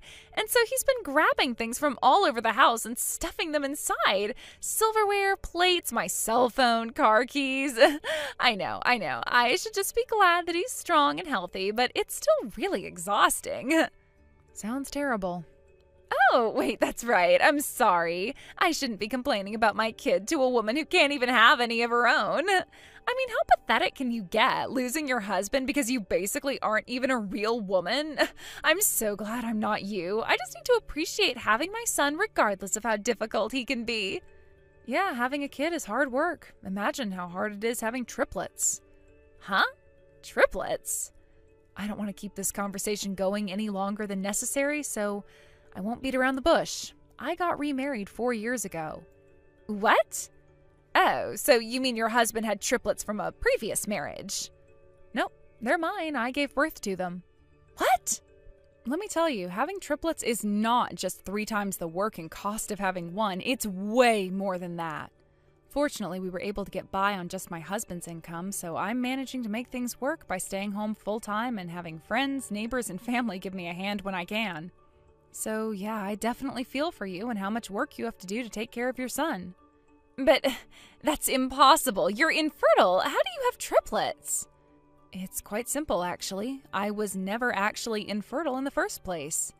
What? But hold on. Harry divorced you because you've been trying for 3 years to get pregnant, but you never succeeded. You can't have babies. You're infertile. Then when I was able to give Harry the child he always wanted, he married me. Yep, I know. Since you were pregnant at the time, I decided to take the generous alimony offer he made and divorce him without putting up too much of a fight. But the truth is that I never took a fertility test while we were married. You didn't? I did think about doing it towards the end, seeing as though it's really not normal for 2 young, healthy people to try for 3 years unsuccessfully to get pregnant. But Harry divorced me before I ever got the chance. Oh, I had no idea. Quite the contrary, actually. It turns out that Harry was the one who was infertile after all. Oh no. You know about that? Not at the time, no. I only learned that a little while ago. But how did you know? He never talks to you, so how would you get your hands on that information? You hadn't spoken to me for 7 years and all of a sudden started flooding my phone with texts. You thought you saw me downtown in Stormbring? You were obsessively telling me every little detail about your daily life with your son. I got suspicious that something was going on with you. I called up a few old acquaintances who I expected would be in the know, and they told me everything. From the fact that Harry found out he was infertile to you guys getting divorced and much, much more very interesting information. Then this person told you about my son, too. Oh yeah, I heard all about that. Both that the boy wasn't actually Harry's son and that your ex-boyfriend, his real father, took custody away from you the other day. I have to say, I am shocked, Jamie. You broke up with him because he was too poor for you, but you never even had the decency to tell him that you were pregnant with his child? I wonder if you regretted kicking him to the curb when he pulled up to your house in a new sports car with Child Protective Services in his wake and a court order to remove the boy from your custody. Oh, come on. Who told you about that? They didn't have to go into that much detail. And then there's our parents. They agreed to go along with your marriage to Harry 7 years ago because, in spite of the circumstances, they wanted their grandson to grow up in a home with both his mother and father. But this was just far too much for them to handle. They cut you off, didn't they? What? How did you hear that? How do you think? Mom and Dad told me. I heard the gist of the story from someone else, but I called them to hear it directly from them. They apologized profusely to me, too. They said they should have never accepted yours and Harry's relationship, that they were thinking more about their grandchild than they were their own daughter. So, in other words, I know that your son got taken away from you and is now living with his father, not you. You tried to hide him from his father by moving into Stormbring where you thought he couldn't find you. But the long arm of the law did its job, and now you're all by yourself. This is the worst. You know everything, even all the minor details I really didn't want you to know. Oh, I wanted was to gloat about being a mom when you could never have kids, to shove my happiness in your face while you were alone and miserable. I never thought my son would be taken away from me. And not to mention, you have triplets? What on earth is going on here? Everything is all topsy-turvy. So you have your big happy family and I'm alone with a massive amount of debt from Harry divorcing me? And all of it is 100% your own fault. It hurts, doesn't it? Stop mocking me! Hey, where are you? Why aren't you in Stormbring? What? I saw you at the store. You always shop downtown. Followed you home and finally figured out where you lived. But it wasn't you. It was just someone who looked like you. Oh yeah, you mean that woman that you saw and thought was me a while back? I was pretty clear about it back then. Whoever you saw in that store was not me. And again, I do not live in Stormbring. I've never even been there. Then where are you? If your husband is making enough to support 3 kids on 1 income, then you've got more than enough to help out your own little sister. I am behind on rent and utilities, plus I also have some payments to make on my legal bills from the divorce proceedings. So you're gonna have to lend me some money. What? No way. Why not? Okay, really? I should not have to explain that to you at this point. After everything you've done? Ugh. Nicole, I am completely on my own. I have nothing, no one. Sounds like a good opportunity to me. Huh? Opportunity? A good opportunity for you to turn your life around. Up until now, you've always been leeching off of other people's money in order to get by. Now that you have no one to help you, you'll finally have the chance to learn how to take care of yourself for once in your life. You can't talk to me like that. You're my sister. Now tell me where you live so I can stay with you. I'm just about to live in the sky for a while. You what? The sky? And then tomorrow I'll be living on the ocean. What the? Huh? What are you talking about? I'm going on a cruise, you idiot. We're taking an airplane to the port, then going on a 2-week luxury cruise on the ocean. No way! About to board. Good luck with the debt collectors, Jamie. Nicole, wait, don't go. Take me with you. With nowhere else to go and no one else to turn to, Jamie went to the only person in the world who she had a chance at being able to rely on, her ex-boyfriend, the father of her son. She put on some extra revealing clothes and expensive perfume and marched her way right up to his front door. But when she knocked and the door opened, it was not her ex-boyfriend, but some old man she had never met in boxers and a white t-shirt. Now, most people would simply apologize for showing up at the wrong house if something like that were to happen, but what did Jamie do? She screamed at the top of her lungs. As a result, rather than having a conversation with her ex-boyfriend about getting back together, she had a conversation with the police about disturbing the peace. Unbeknownst to her, the ex-boyfriend had already gotten married to someone else and moved out of his old house. Fortunately for her, since she hadn't committed any chargeable crime, the police let her off with just a warning. Fearing that she would soon get herself into even more financial or legal trouble if they didn't do something, our parents decided to take drastic measures. They enrolled her in a re-education camp, changed their phone numbers, and sold their house. Will this re-education camp finally fix whatever is broken inside my sister? I'm doubtful, but I suppose it couldn't possibly make her any worse. Hey Travis, is this a good time? Hey there, Emily. Sure, I'm good right now. First off, I'm glad to hear you were released from the hospital. Thanks, it's great to be out. And you're coming back home tonight, right? Yep, I'm actually almost at the station already. That's great. I should be getting there right on schedule at about 4:30. I'll come and pick you up. Thanks, Emily. Seriously though, collapsing on the job from overwork? That's just insane. When I heard that you were taken to the hospital in an ambulance from your office, I thought I was going to have a heart attack. And that's not even your regular assignment. You were only transferred from the main office temporarily because the branch office was short-staffed. And here I am, your fiancé, unable to come and see you because you're so far away. I feel so bad I haven't been able to support you, Travis. You don't need to feel bad about anything, Emily. I'm sorry I made you so worried about me, but I'm fine now. I'll be going back to my regular duties at the main office next week, so I'll be able to relax and get back into the swing of things at my own pace. Plus, I think this experience has given me some great insights that the company can use going forward related to creating a positive working environment. So when I think about it, there are actually plenty of silver linings to me being in the hospital. Oh, Travis, you're such an optimist. Oh, and by the way, there was something my dad wanted to ask you about. Yeah, what is it? He wants to know if you have some free time tomorrow? Yeah, I don't go back to work until next week, so tomorrow should be fine. Apparently there's something he wants to ask you to do before you go back to your regular job at the main office. Really? Any idea what it is? He said he'll give you all the details when he sees you tomorrow. He was planning on meeting up with you for lunch if that worked for you. Sure, that'll be fine. When should I head over there? Around 11:30 or so? Yeah, that sounds good. I'll let my dad know you're coming. Excuse me, I'm looking for Travis. Is this the correct number? Yep, that's me. I presume this is Ms. Butler, right? I'm actually on my lunch break right now, but is there something I can help you with? My understanding is that this is your very first day working at the main office after being assigned to a branch office, right? And you collapsed from overwork while there?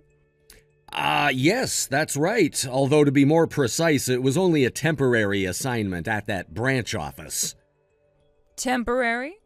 Yes, I was originally stationed at the main office. For a number of reasons, I was temporarily stationed at the branch office in Fieldsburg for a few months, but boy, I had no idea how heavy the workload was going to be. Right before I was scheduled to end my assignment in Fieldsburg and come back to the main office, well, I kind of just collapsed all of a sudden and was in the hospital for 3 weeks. I see. However, I don't understand how you could have had that hard of a workload. Honestly, it was a big surprise to me, too. If I had to venture a guess, the only reason you were sent to that pathetic little branch in the middle of nowhere was because you were nothing but dead weight at the main office in the first place. That's the only reasonable explanation. Only an incompetent slacker would be overworked in such an unimportant position. Of course, I suppose there's always the possibility that you simply faked your health scare in order to avoid having to do your job. No, I wasn't faking it. I was actually pretty sick. They wouldn't have kept me there for 3 weeks before releasing me if that weren't the case. In any case, it seems as though you managed to spend your entire morning simply going around and talking with the heads of each department. Do you really think someone in your low position has any need or reason to do that? I expect you to be doing your actual job in the afternoon. Hey, Travis. Well, it's been a few days. How's it going back at the main office? Are you getting along all right? Well, let's just say I had a less than pleasant encounter with a colleague. Ooh, that doesn't sound good. What happened? Do you know a female manager named Butler? Oh, yeah, I do. She got transferred to the main office from a local branch office around the same time you came back from the hospital. She's actually pretty well known around here for, well, a couple of reasons. First, getting appointed to a high-level managerial position at 38 years old, like she was, is pretty rare here. So her superiors apparently saw some sort of potential in her. But she also has a rather, how should I put this? Let's call it a strong personality. Yeah, that sounds about right. To be honest, though, we've been working together in the same office for the last several days, but I haven't really seen anything from her in either her work or personality that would merit her being placed in a high leadership position. Really? What makes you say that? So, this is something that happened on my first day back. All I had planned for that day was making the rounds and speaking to the heads of all the departments in the morning, then straightening out my desk and getting things organized in the afternoon. But once I got back from my lunch break, there was this absolute mountain of papers stacked on my desk with a note on top saying, "Get these to me by the end of the day." I mean, really? I hadn't even had the time to turn on my computer yet, so this wasn't something that I was going to be able to get done that day at all. But that wasn't even the worst part. Then I picked up some of the folders and checked their contents. It looks like Butler had started working on a bunch of it, but they were full of spelling mistakes, grammatical errors, miscalculations. It was awful. Yikes, that's not good. And the other people in the department were pretending to be working intently on one thing or another, but they weren't actually getting much done. It's like they were putting on a show. Now that you mention it, I did hear a rumor about your department. Apparently, when you walked into the office this morning, all the other people in the department started trembling. Everyone except for Butler, that is. I'd imagine that's because I did the unimaginable. The official narrative was that I had been sent over to the Fieldsburg branch as a form of unofficial punishment. No one who gets sent there ever comes back, so it was kind of like they were seeing a ghost. Yeah, or a zombie or something. And by the way, don't worry about those guys. I've got my eye on all of them. I even managed to get a couple of apologies out of them for what happened before. That's my Travis. You work fast. That's what they pay me for. Still, though, it would be for the best to remain cautious for the foreseeable future. I can't say I'm surprised, Travis. You put the bare minimum effort required into the assignments you were given and spent the rest of your time playing around on your computer. Excuse me, Ms. Butler. We work on the same floor and your desk is barely halfway across the room from mine. Can I ask why you're texting me instead of coming to my desk and speaking to me in person? Unbelievable. You really don't get that I'm trying to avoid disturbing the other employees? Nope, I really don't get it. When I saw your text, I assumed that it must have been something urgent, but that doesn't seem to be the case, so what can I do for you? What happened to the work I left for you earlier this week? If you're referring to the massive pile of folders you dumped on my desk, none of that is any of my responsibility in the first place, so I passed them along to the people you should have given them to. You did what? Furthermore, the number one priority for me for the next several days is the creation of a report from my time over at the Fieldsburg branch. Didn't you get the memo? Oh, don't patronize me. Of course I got that thing. However, I am the senior manager of this department, and as such, you take your orders from me and no one else. Your number one priority is whatever I tell you it is. Good grief, how incompetent can you be? I can't take it anymore. You're through. I don't need any more old men in my life just taking up space. You're fired. Old? You're 32, aren't you? Well, that's old enough for me to call you old. All right, well, I suppose you're free to see me as being old if you like, but what makes you think you can fire me? Senior managers don't have that sort of authority. What's that? You think that just because I'm a woman that I have no authority in the company? Oh, let me assure you, someone as elite as myself is more than capable of ending your career. Clear out your desk. You'll receive your pink slip in the mail within the week. Is that so? Well, that's unfortunate. I got called an old man by a 38-year-old woman. What? Let me guess, it was Butler, right? You guessed it. Wow, well, if she thinks that you're an old man at 32, I can't imagine what she must think of the married man she's dating right now. Oh boy. Does that mean... You guessed it. The investigation is still kind of ongoing, but I can confirm with full confidence that all the rumors are 100% accurate. Well, looks like we have all we need. All that we need and more. Then I suppose it's time to make our move. Oh, this is getting really exciting. Travis, what's the meaning of this? You've got a lot of explaining to do. I told the HR director to process your termination, but when I opened an envelope sent to me from his desk today, I wasn't expecting your pink slip. It was mine?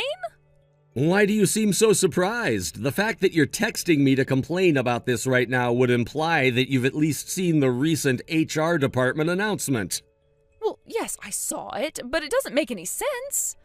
Why are you the new head of the corporate HR department? I mean, what happened to the previous director? The same thing that's happening to you right now, Ms. Butler. He's been terminated. Terminated? I don't think I need to explain why a senior manager and former HR director having an extramarital affair together would lead to this outcome, Ms. Butler. Extra? I have no idea what you're talking about. Is that so? Well, regardless, we've been investigating the two of you. You can't be serious. It's bad enough that you personally sought out an affair with a married man, but to make matters far worse, the former HR director then used his position within the company to give professional favors to you, his mistress. I knew that's what this was all about. You think that a woman could never make it in the business world without sleeping with her boss. Ms. Butler, I've worked with, under, and above many talented women in my career, and after working with you for all this time, I can say with confidence that you are not one of them. You wouldn't know talent if it came up and slapped you in the face. You think I was promoted illicitly? Well, what about yourself? How did a low-level employee like yourself all of a sudden get promoted to HR director? Which one of your bosses are you sleeping with, I was an assistant director before, so I was already just one promotion away from the position.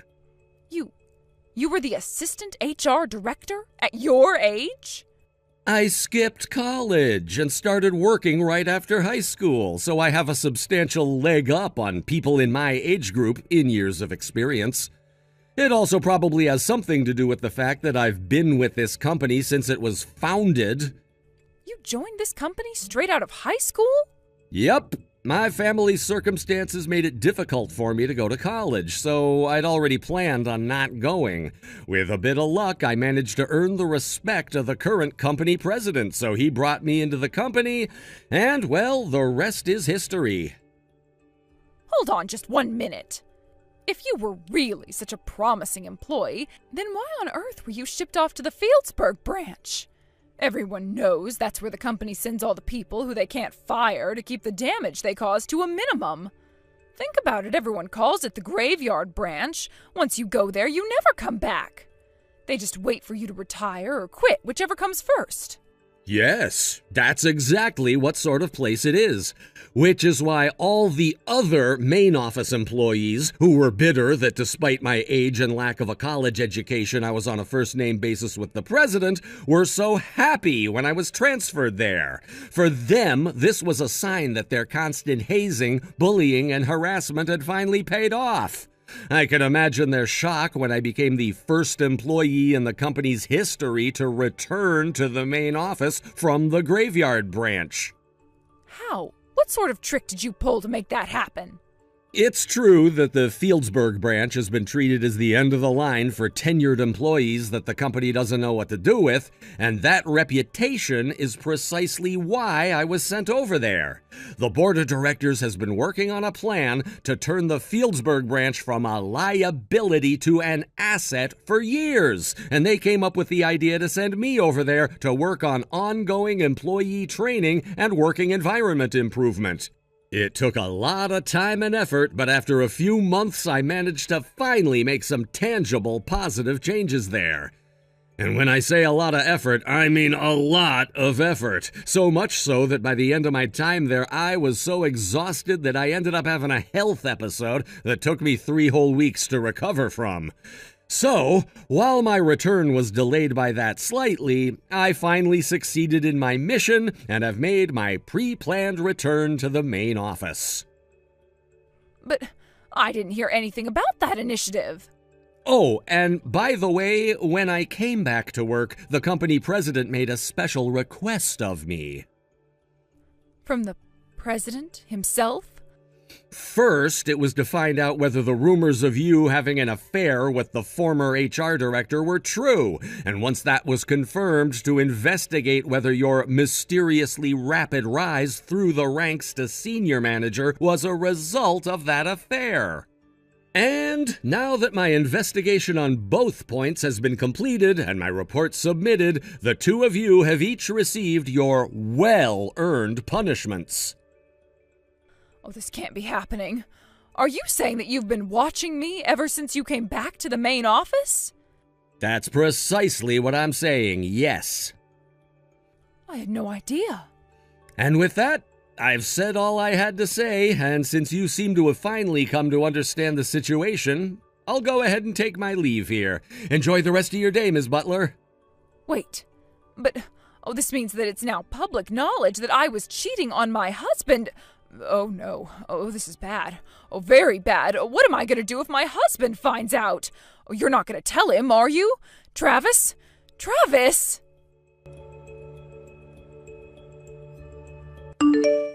Miss Butler's behavior was utterly shocking for a married woman. Naturally, both Ms. Butler and the former HR director were divorced by their respective spouses, and they broke off their relationship as well.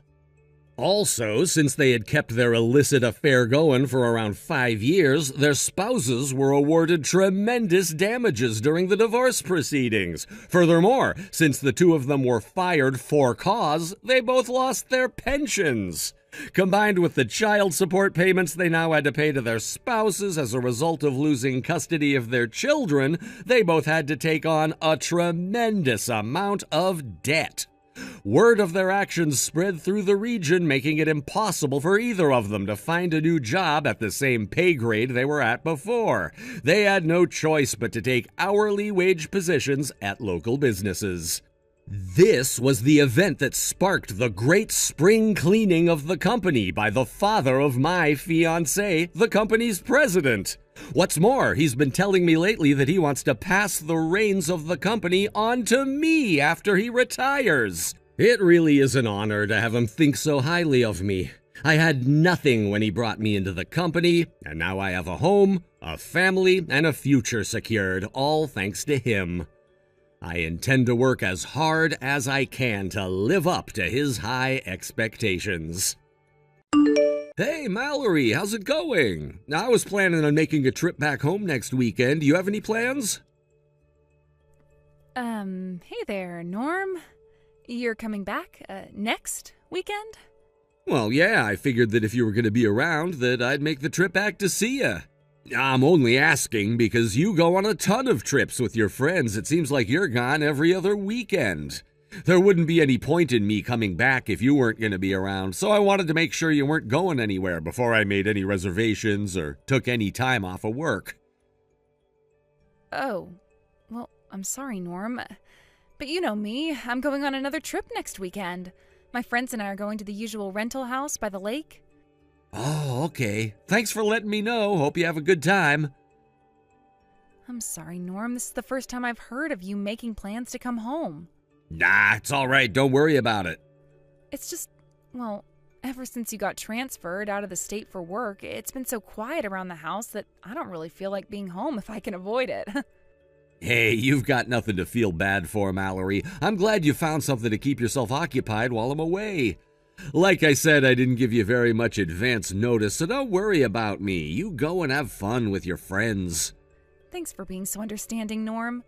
Hey, I'm actually at lunch with my friends right now. Is it okay if I put down my phone? I'm sorry to cut you off so suddenly. Oh, you're with them right now? More bad timing by me, I guess. It's no problem. I'll talk to you later, Norm. Hey, Tom, I got a question for you. Go ahead, Norm. I'm all ears. My wife Mallory is going on a vacation next weekend with some friends. You hear anything about that? Ooh, me? Nah, I don't know a thing, bro. Know who she's going with? Whoever it is, it's not me. Ever since I learned she was your wife, I've been keeping our conversations to a bare minimum. Like I only contact her when she contacts me, and whenever she does, I make sure to give you a full report and respond how you tell me to. And even if she tells me that she wants to hang out, I always turn her down, like you told me to. I see. Well then, maybe she's telling the truth and she's going on a trip with her friends. Or perhaps she's got a man other than you. I guess those are the only options. You think so? Look, Tom, really, it's fine. You don't need to feel bad about it anymore. I know that Mallory lied to you and said she was single back when the two of you were dating and you had no idea she was married at all, let alone to me. And now you're even helping me keep tabs on her. I'm really glad to hear you say that, but I still feel really bad about what happened. I told you, you don't need to apologize anymore. I can tell you're sincere about it. Thanks, dude. That really means a lot to me. I'm gonna have the private detective firm I hired do the digging into this trip she's taking next weekend. All I need you to do for me is to keep up the act and act like you don't know that I know about you guys. Most importantly, don't say anything that would make Mallory suspicious. Leave it to me, boss. I won't let you down again. Hey, Mallory, how's your trip going? Hey, Norm, it's going great. Thanks for asking. Glad to hear it. What are you up to right now? Well, we already got set up in the rental house, so now we're getting ready to have some lunch. And we're going to go down to the beach in a little bit, too. Sounds awesome. Don't have too much fun without me, okay? Sure thing, Norm. I'll remember to hold back a little for you. Hey, Tom, got an update. It's like I thought. Mallory has another guy besides you. You found out who it was? Sure did. Apparently the guy is an old classmate of hers from back in high school. I'll bet anything they met up at their class reunion 6 months ago and have been seeing each other ever since. 6 months ago? But wait a second, that's exactly how long she's been seeing me! And not just that, it's been just 7 months since I got stationed over here for work.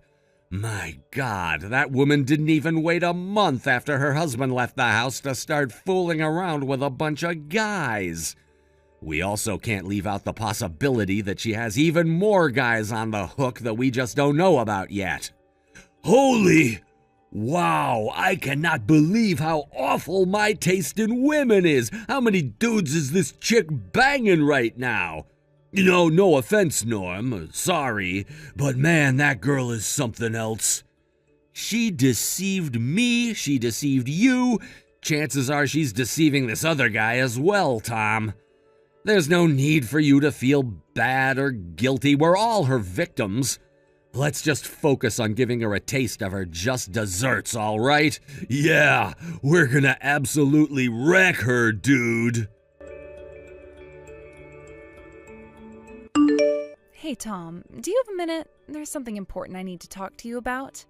Oh, Mallory, haven't heard from you in ages. What's up, babe?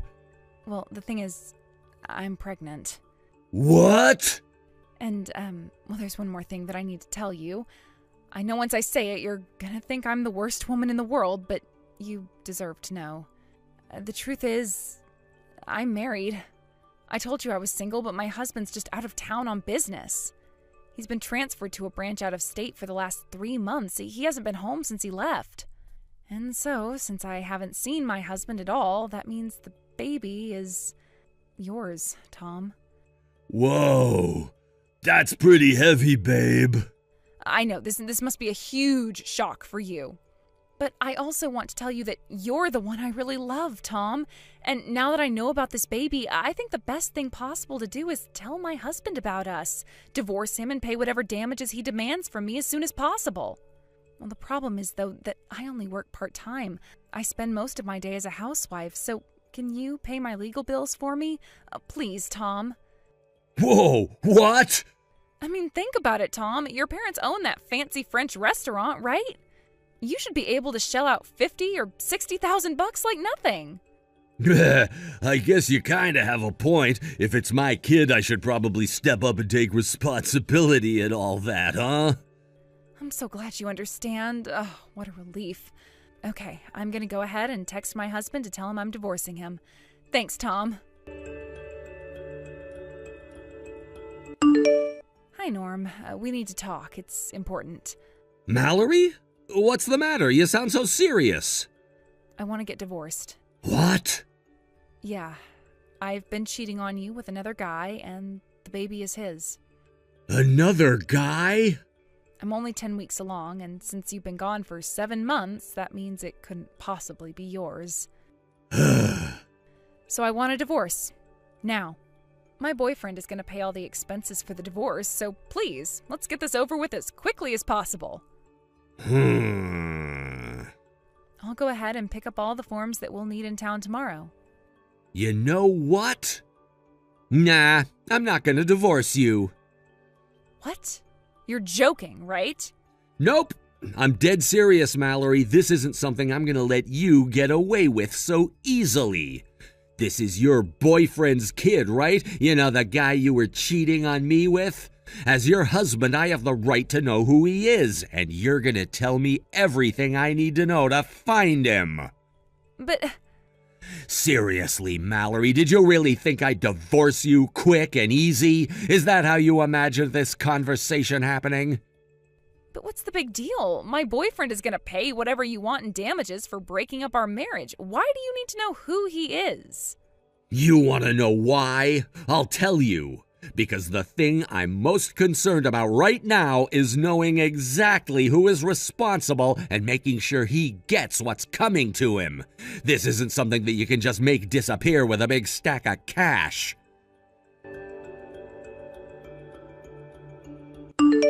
Hey, Tom. Mallory just texted me now saying she wants to divorce. Apparently she's pregnant with her boyfriend's kid. Did you hear anything about that? Yeah, I sure did. She just texted me a little bit before she texted you. She said she was sure the kid's mine, though I'm pretty sure it isn't. And she also admitted that she was married. She also said she was going to divorce her husband and wanted me to pay all of her legal bills for her. Seriously? Good grief. Oh, and for the record, she's trying to keep the father's identity a secret from me. She won't tell me who he is. Huh, that's interesting. I kept trying to pry it out of her, but she wouldn't budge. All she would tell me is that she's in her 10th week of pregnancy, so if that's true, then that means it's definitely not mine, seeing as I haven't seen her in 7 months. Man, 10 weeks. Which brings us to a new problem. There's a possibility that the child might be yours, Tom. Nah, don't worry about that. It ain't mine. You're sure about that? What makes you think that way? If you want, I'll take a DNA test to prove it, but I'm telling you, I'm 100% positive that the kid's not mine. Scratch that, 1,000% positive.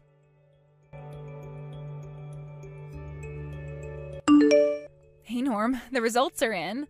I got the paternity test, and it says that the kid isn't yours. Are you happy now? Is that enough for you? Now come on, divorce me. My boyfriend and I are deeply, truly in love, and we want to get married as soon as possible. You've already kept us waiting a month now. Let's get this over with already. I want a divorce, and I want it now. Didn't you get a big envelope with paperwork from my lawyer? Huh? You'll find all the information you need inside, like how much I'm gonna be suing you for. And as for the divorce itself, I'll take care of that myself today. Really? You mean it? Unless I missed something in the paperwork, it seems to be in order, so I'll submit it to the courthouse, and once that's done, you can do whatever you want. Yes! Make sure you pay up. Oh, no problem. You'll get your money. Hey, Tom, I have great news. I finally got divorced from my husband. Now all we need to do is wait for the paperwork to get processed, pay off the damages from my husband's lawsuit, and we'll finally be able to get married. We're gonna have such a great life together. I can't wait to see you holding our little baby. What are you going on about? I ain't marrying you, you psycho lady. What? Why not? You're gonna be a daddy. Aren't you excited to see your baby's face? Nope, not really. I don't believe you. You can't run away from your responsibilities like this. You're a man, aren't you? Act like one. Let me ask you something, Mallory. Did you actually open the envelope that got delivered to you? Huh? I mean, not all of it, I guess. Tom, I thought that was part of the paternity test results. What the hell, Tom? You're infertile? Yup. And not just any kind of infertile. You will never, ever, ever, ever have biological children kind. This can't be. This may be the first time I've told you, but you remember my parents, right? The ones who you were banking on getting to pay your legal bills for you because they own a fancy French restaurant? Well, I've cut ties with them. What do you mean? It all started when I first found out I was infertile. What happened? That restaurant's been in my family for generations, and since I was the firstborn son, I was supposed to be the next owner after my dad dies. I was even engaged to a woman who was prepared to take on the responsibility of helping me run it. But both of our parents demanded we get a prenuptial agreement that included a bunch of tests, including STDs, genetic diseases, and fertility. And as you saw, the result came back that I was infertile. Oh no. After that, my parents decided to pass the restaurant on to my younger brother, and my fiancée left me too, for my younger brother. I was so disgusted to see how heartless everyone involved turned out to be, including my parents, my ex-fiancée, and my brother. So I disowned them, cut off all contact with them, and left town. That's insane. Why didn't you ever tell me that? Nah, I'm pretty sure I told you I don't have a relationship with my family anymore. And as for being infertile, well, we've never talked about marriage, so it never came up. It's kind of funny, actually, just when I was about to finally open up to you about it. An old friend of mine called me up one day and told me something I never saw coming, that you were married to him. And then just a short while later, you come along and tell me I'm the father of your baby. Is there any chance at all that the test was faulty and that you really aren't infertile? Nope, I did the test a second time right after the first to confirm it, and the one you're holding in your hands right now is the third one. And they all say the exact same thing. There's a number that should be a very big number, but it's actually close to 0. Oh. Which leads us to an unfortunate conclusion, that while your husband was away on business, you were fooling around with at least one other guy in addition to me. No, you don't understand. That's, Oh, and there's one more important thing I need to tell you. What now? Once I tell you this, I think things are gonna start making a lot more sense. Your husband, Norm, we went to the same high school. He was 1 grade ahead of me. What? Not too long after I had left home, I just so happened to run into Norm. This happened just before he got sent out of the state for work. We got to talking and we exchanged contact information. 3 months ago we were talking and I told him, by the way, I managed to get myself a new girlfriend recently. Then I sent him your picture and he said, that's my wife. That was when Norm started going scorched earth on you. He hired a private detective and everything.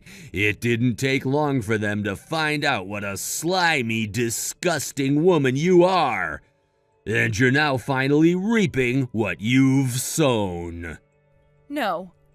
I can't believe it. I had no idea that was going on. Hey, Norm, I changed my mind. I don't want to get divorced after all. So it turns out my baby's father is actually, a penniless loser who would rather play video games all day than go to work. He's up to his eyeballs in debt, and he can barely hold down a job since he calls in sick so often. And I count on someone like him to take care of me and this baby. When I figured that out, I thought I would have Tom be the father instead, but...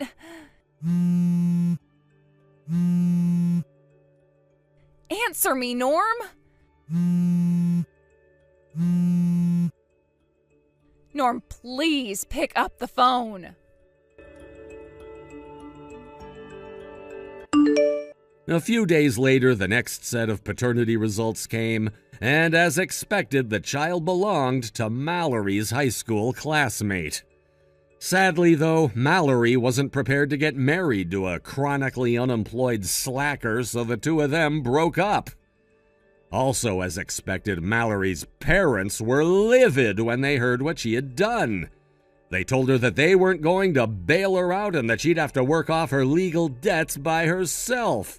So she ended up deciding to go right to work as soon as the baby was born. They even offered to take care of the baby for her while she was at work, which was probably kinder to her than they should have been. Regardless, a few months later, Mallory stormed her way into Tom's parents' house. She started screaming nonsense to them about how they were now on the hook for taking care of her baby and her debt, but unsurprisingly, they didn't oblige her.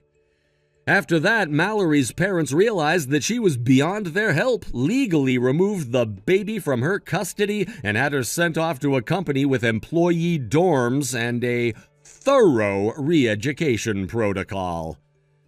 Not that it's any of my concern anymore, but I hope that company can slap some sense into her. Metaphorically speaking, of course. Maybe after a few months there, she'll learn how to live her life in a way that doesn't damage the lives of everyone who she encounters. Good morning, Tony. Can you believe it's almost time? The rest of our life begins tomorrow. Morning, Carly. Yup, it really is tomorrow. Ain't it crazy how quickly it came round? By the way, Carly, I'm sorry to keep asking you this, but are you sure you're really okay with our wedding being so small? Are you really bringing this up again? I'm not in contact with any of my relatives, and I haven't been back to my hometown in over 10 years, so there aren't many people I can invite. Why do you keep raising this issue when I've already told you this? I don't see the point in having a huge, extravagant ceremony where most of the seats are empty. I see. Yeah, you're right. Sorry for bringing it up again. I'm a one-time divorcee with a kid, but this is your first marriage. I hear all the time about how much women love having huge weddings, and I guess it just played on my mind. I don't want you to be disappointed, that's all. It's fine, really. Sure, there are girls like that out there, but I'm not one of them. For me, a small ceremony with just me, you, and your friends and family is enough. I promise you I won't complain, Tony. I wouldn't like having lots of people fussing over me anyway. I've always been the shy type, you know? Got it. I really am sorry I keep bringing it up. I won't mention it again. It's fine. Don't worry about it. I know you only do it because you care. That reminds me, will you be bringing Beth with you tomorrow? No, I decided against it in the end. She'd probably be grouchy if I woke her up that early. I think aligning her with my schedule would be too stressful. I dropped her off at my folks' place in the next town last night, and they'll be bringing her with them in their car tomorrow. Besides, I wouldn't know the first thing about getting a little girl dressed up for a wedding. I feel much more at ease knowing my mom will be dealing with all that. Can you imagine me trying to do her makeup? Now that you mention it, I think it's for the best. I guess your folks having her works out for everyone, what with me and you being so busy. All right, see you tomorrow. Yep. Remember, we're all meeting up at 8 a.m. outside the venue.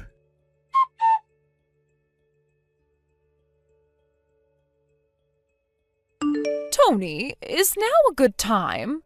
Oh, hey, Mom. Sure, I'm not too busy right now. Is Beth behaving herself? Oh, Beth's being just delightful as always. I guess I didn't really need to ask. I feel blessed to have such a well-behaved daughter. Anyway, Tony, Beth just told me something a little worrying, so I decided to message you. Worrying? What's wrong? She's here with me now. She's going to tell me what she wants you to know, and I'm going to write it all down here word for word. Do you have time? I'll put everything she says in brackets. Wow, is everything okay? This sounds serious. Sure, I have time. Go ahead. Dad, you can't go outside tomorrow. Why not, Beth? You do know your daddy's getting married tomorrow, right? A girl was looking at your girlfriend with a sad face. A girl was looking at my girlfriend with a sad face? What's that supposed to mean? You can't get married tomorrow. Carly's a liar. Beth! What are you talking about, honey? Tony? Mom, is that you? Yes. What the hell is Beth talking about? I don't understand any of this at all. I know she's never been Carly's biggest fan, but isn't this all a little nuts on the day before our wedding? What's gotten into her? Listen to me, Tony. Did you make sure to find out about how Beth felt about you and Carly getting married? Huh? Well, sure, of course I did. She's my daughter, and proposing to Carly wasn't a decision I made on my own. I made sure to consult with her first and make sure she was comfortable with everything before going ahead with it. When Beth gave us her blessing, I proposed and started making the preparations for the wedding. But I would never have done any of it if I wasn't sure Beth was happy. My daughter always comes first, Mom. I see. Listen, Tony, the thing is, this is just my subjective feeling, so I wasn't even sure whether I should tell you in the first place, but to be totally honest with you, I feel compelled to. What is it? I know Beth can be a little sensitive at times, but I've gotten the impression she's been afraid of Carly for some time now. What? Afraid? But why? Even though she gave us the go-ahead for the wedding? I think there's a pretty good chance she was hiding her true feelings because she didn't want you to be upset with her. She might have been worried about how you'd react and didn't want to cause any tension or drama between the two of you. Hiding her true feelings? Do you think maybe she picked up on something important just before the wedding? And this is why she's saying all this now? Like what exactly? Well, wouldn't it have something to do with what she just said to you now? It seemed awfully like she was hinting at something. I guess it did. Are you free? Do you think you could come over for a little while to talk this through with her? I think there are some things that are best discussed in person, Tony. Besides, she's only 6 years old. I don't think she has the vocabulary to express what she really means over messages. Yeah, you're right. I'll be over in a jiffy.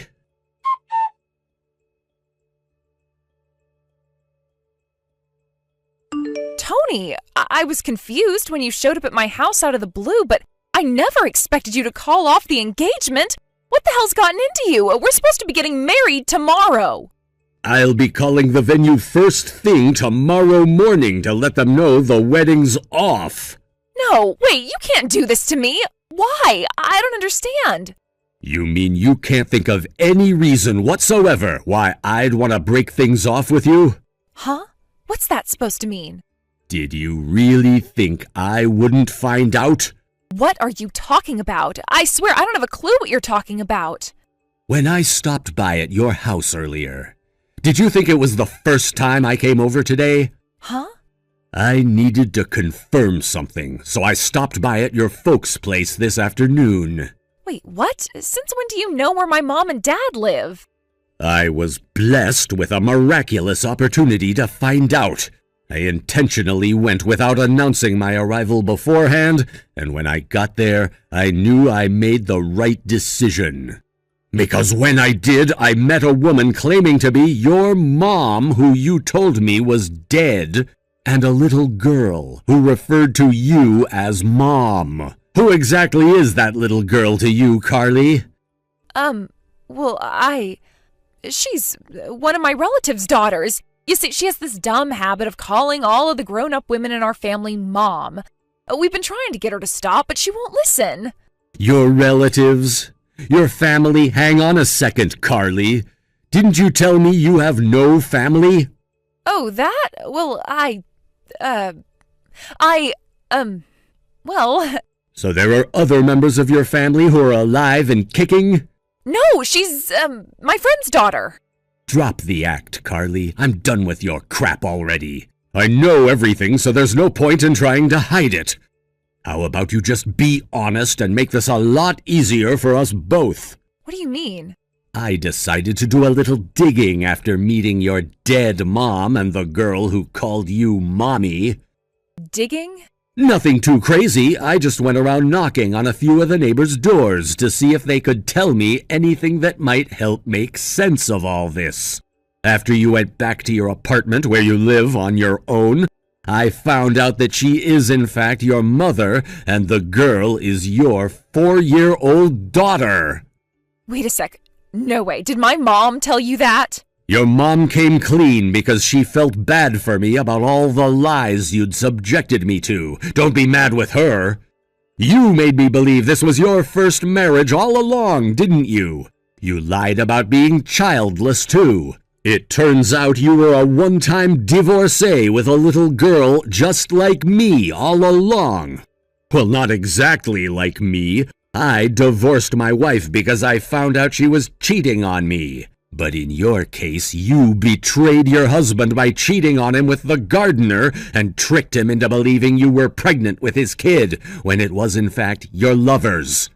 That was the little girl I found out lives with your mom earlier today. I can't believe you'd try to hide something so important from me. We were supposed to be getting married tomorrow, Carly. I feel like you've plunged a dagger straight through my heart with your lies. Please, Tony. Is it true that the only reason you ever wanted to marry me was because you knew my family comes from a long line of rich banking magnates, and I'm set to inherit their massive fortune when my dad dies? Oh my God, she told you that too? Holy crap, can you believe I was gonna marry you tomorrow? I would have actually gone through with it if no one had told me about your suspicious behavior. Talk about dodging a bullet. My suspicious behavior? Wait, did someone tell you about me? You were witnessed with your daughter by a certain individual I happen to be very close to. That person saw your daughter calling out to you over and over again, "Mommy, Mommy, Mommy." Then she saw you flat out ignore her while she desperately continued trying to get your attention with the most dejected, heartbroken look on her face. What? Someone saw that? Yes, and you should know we're not just talking about once or twice here. This is just a guess. But do you think maybe your daughter felt like you were abandoning her so you could marry me? In her eyes, I'm sure I was just some strange old man. Anyway, that was my hunch, and I trusted it. So I decided to go ahead and get the evidence I needed to prove it. After finding out about all this crap, there was no way I was ever gonna go through with the wedding, so I naturally broke off the engagement. Who saw us? Who told you all this? That's gonna have to be a no comment. What? But why? Why do all my secrets have to be exposed? Why won't you tell me yours? This isn't fair. This isn't a game, Carly. I have no obligation to tell you where I heard any of this. But you did have an obligation to tell me about your past, given the fact tomorrow was supposed to be our frickin' wedding day. Besides, I can't risk telling you who spilled the beans to me because I know you might try to get revenge. I'm keeping my mouth shut for their safety, and it's really important to me to protect them from any potential backlash. If you knew who it was, things could get messy, and I don't want to put them in a tough spot. You hid things from me that you had no right to hide. Marriage is about openness and honesty, and I can't spend the rest of my life with someone who can't even do the basic decency of telling me they have a daughter. If you're still confused, I suggest you have a long, hard think about what you've done. Who knows? Maybe you can use this as an opportunity to become a better person and avoid screwing up so badly with whoever comes next. I can't believe this. Why are you making such a big deal out of it? Sure, maybe I wasn't totally honest about everything, but we're supposed to be getting married tomorrow. Can't we just let bygones be bygones and focus on the future, on the rest of our lives together? What are you talking about? Are you insane? The fact that you think lying to me like this isn't a big deal is almost more worrying than the fact you did it in the first place. But I don't want to hear your buts. I need to deal with the more pressing matter of telling all of the guests tomorrow's wedding is off. I already told your mom about it. No, wait, just wait. Sure, I'll wait. Until you find a lawyer. I'm done speaking to you, so all further communications will go through the official channels. No, please, don't do this. I'm begging you, baby. Can't we just talk this through like mature, responsible adults before making hasty decisions in the heat of the moment? Don't throw away what we have. Goodbye. Tony, please don't do this. I'll do anything. Just give me another chance.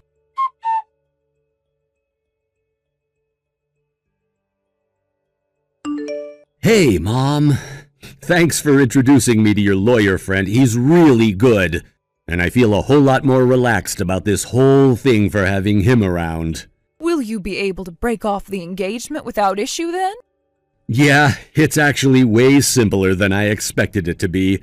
I can't understate how helpful Carly's mom agreeing to cooperate with me has been. I really owe her one. If the lawyer manages to get the compensation documents sent off today, I should get all of the money I asked for within a few days in one lump sum. Oh, and I'll also be charging her for the wedding cancellation fee. It's not as much as I thought it would be, but it's still only right that she covers it. I'm pleased to hear things are going well, son. I was worried things might get dragged out. But still, I can't believe it. Carly's mom's been living on the same road Beth goes to school on all this time. Right. We never really go that way unless we're taking her to school, right? Exactly. If not for the changes they made to the school districts this year, we'd literally never go to that part of town. I feel awful about having put Beth through all this, but I'm super grateful she helped open my eyes to who the person I was about to marry actually was. I owe her a lot, and I fully intend to let her know what a special little girl she is. Right, she's been very brave. How about you take her to Disney World as a little reward? I'm sure she'll forget the whole thing in a heartbeat as soon as her favorite theme park is mentioned. Didn't they just open a bunch of new rides based on their mascot, a Flicky Mouse? He's Beth's favorite, right? She has so many posters up in her room, I'm sure she'll jump at the opportunity for a day out there with her dad. I like the way you think, Mom. Let's do it! You want to come with? Are you sure you don't mind? You're the one who told me what Beth had to say when I was in the process of plunging head first into one of the worst decisions of my life, Mom. The least I can do is treat you to a day out at the theme park. You have no idea how grateful I am. Seriously, thank you. Oh, it's nothing, really. But still, oh, you're right. It's time you reevaluated your choices in women, son. I don't like to get involved in these things, but I can't help but notice a pattern. This is the third woman who's turned out to be no good, isn't it? Ah, you're right, when you put it like that. I know you'll probably be focusing on looking after Beth for the time being, but mark my words, son, if and when you do find another girlfriend, I'll be hiring a private investigator. I'll bear that in mind.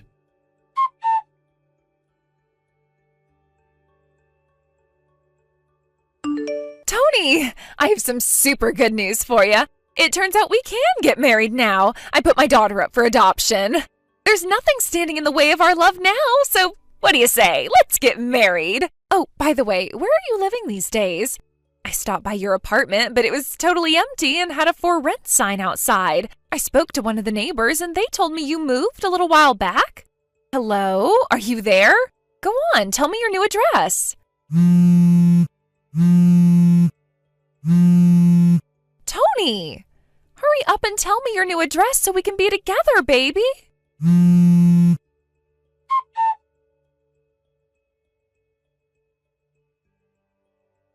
It's been a few months since the divorce now. As you saw, apparently Carly put her daughter up for adoption. My jaw almost hit the floor in stupefaction when I read the messages, so I decided to have the lawyer I used at the time of the divorce get confirmation from Carly's mom just in case. We found out that it was, in fact, Carly's estranged mom and dad who encouraged her to put her daughter up for adoption, because they knew better than anyone how unfit she was to be a mom. It seems like Carly was happy to get rid of her daughter, because she thought it'd mean me and her could get back together and we could finally get married. But by then, I'd moved back in with my mom in our hometown to focus on looking after Beth. I got a new job working from home from my laptop, and the three of us are having a great time together. Even in spite of me making it abundantly clear I never wanted to see my ex-fiancé again, she insisted on bombarding my phone number, email, and my mom's mailbox with letters begging for my forgiveness. With that, I told my lawyer to tell her in no uncertain terms that if she carried on harassing me, I'd be forced to take legal action. That same day, Carly was being broadcast on local news, smashing up my lawyer's office with a sledgehammer before being tased by police and taken away in handcuffs. Something tells me her future ain't gonna be so bright. Thanks for watching, folks. We hope you enjoyed the video. Don't forget to like and subscribe if you did. Did Carly get what she deserved in the end? Let us know in the comments. We can't wait to see you again next time. Thank you for watching. Please subscribe and hit the like button. See you next time.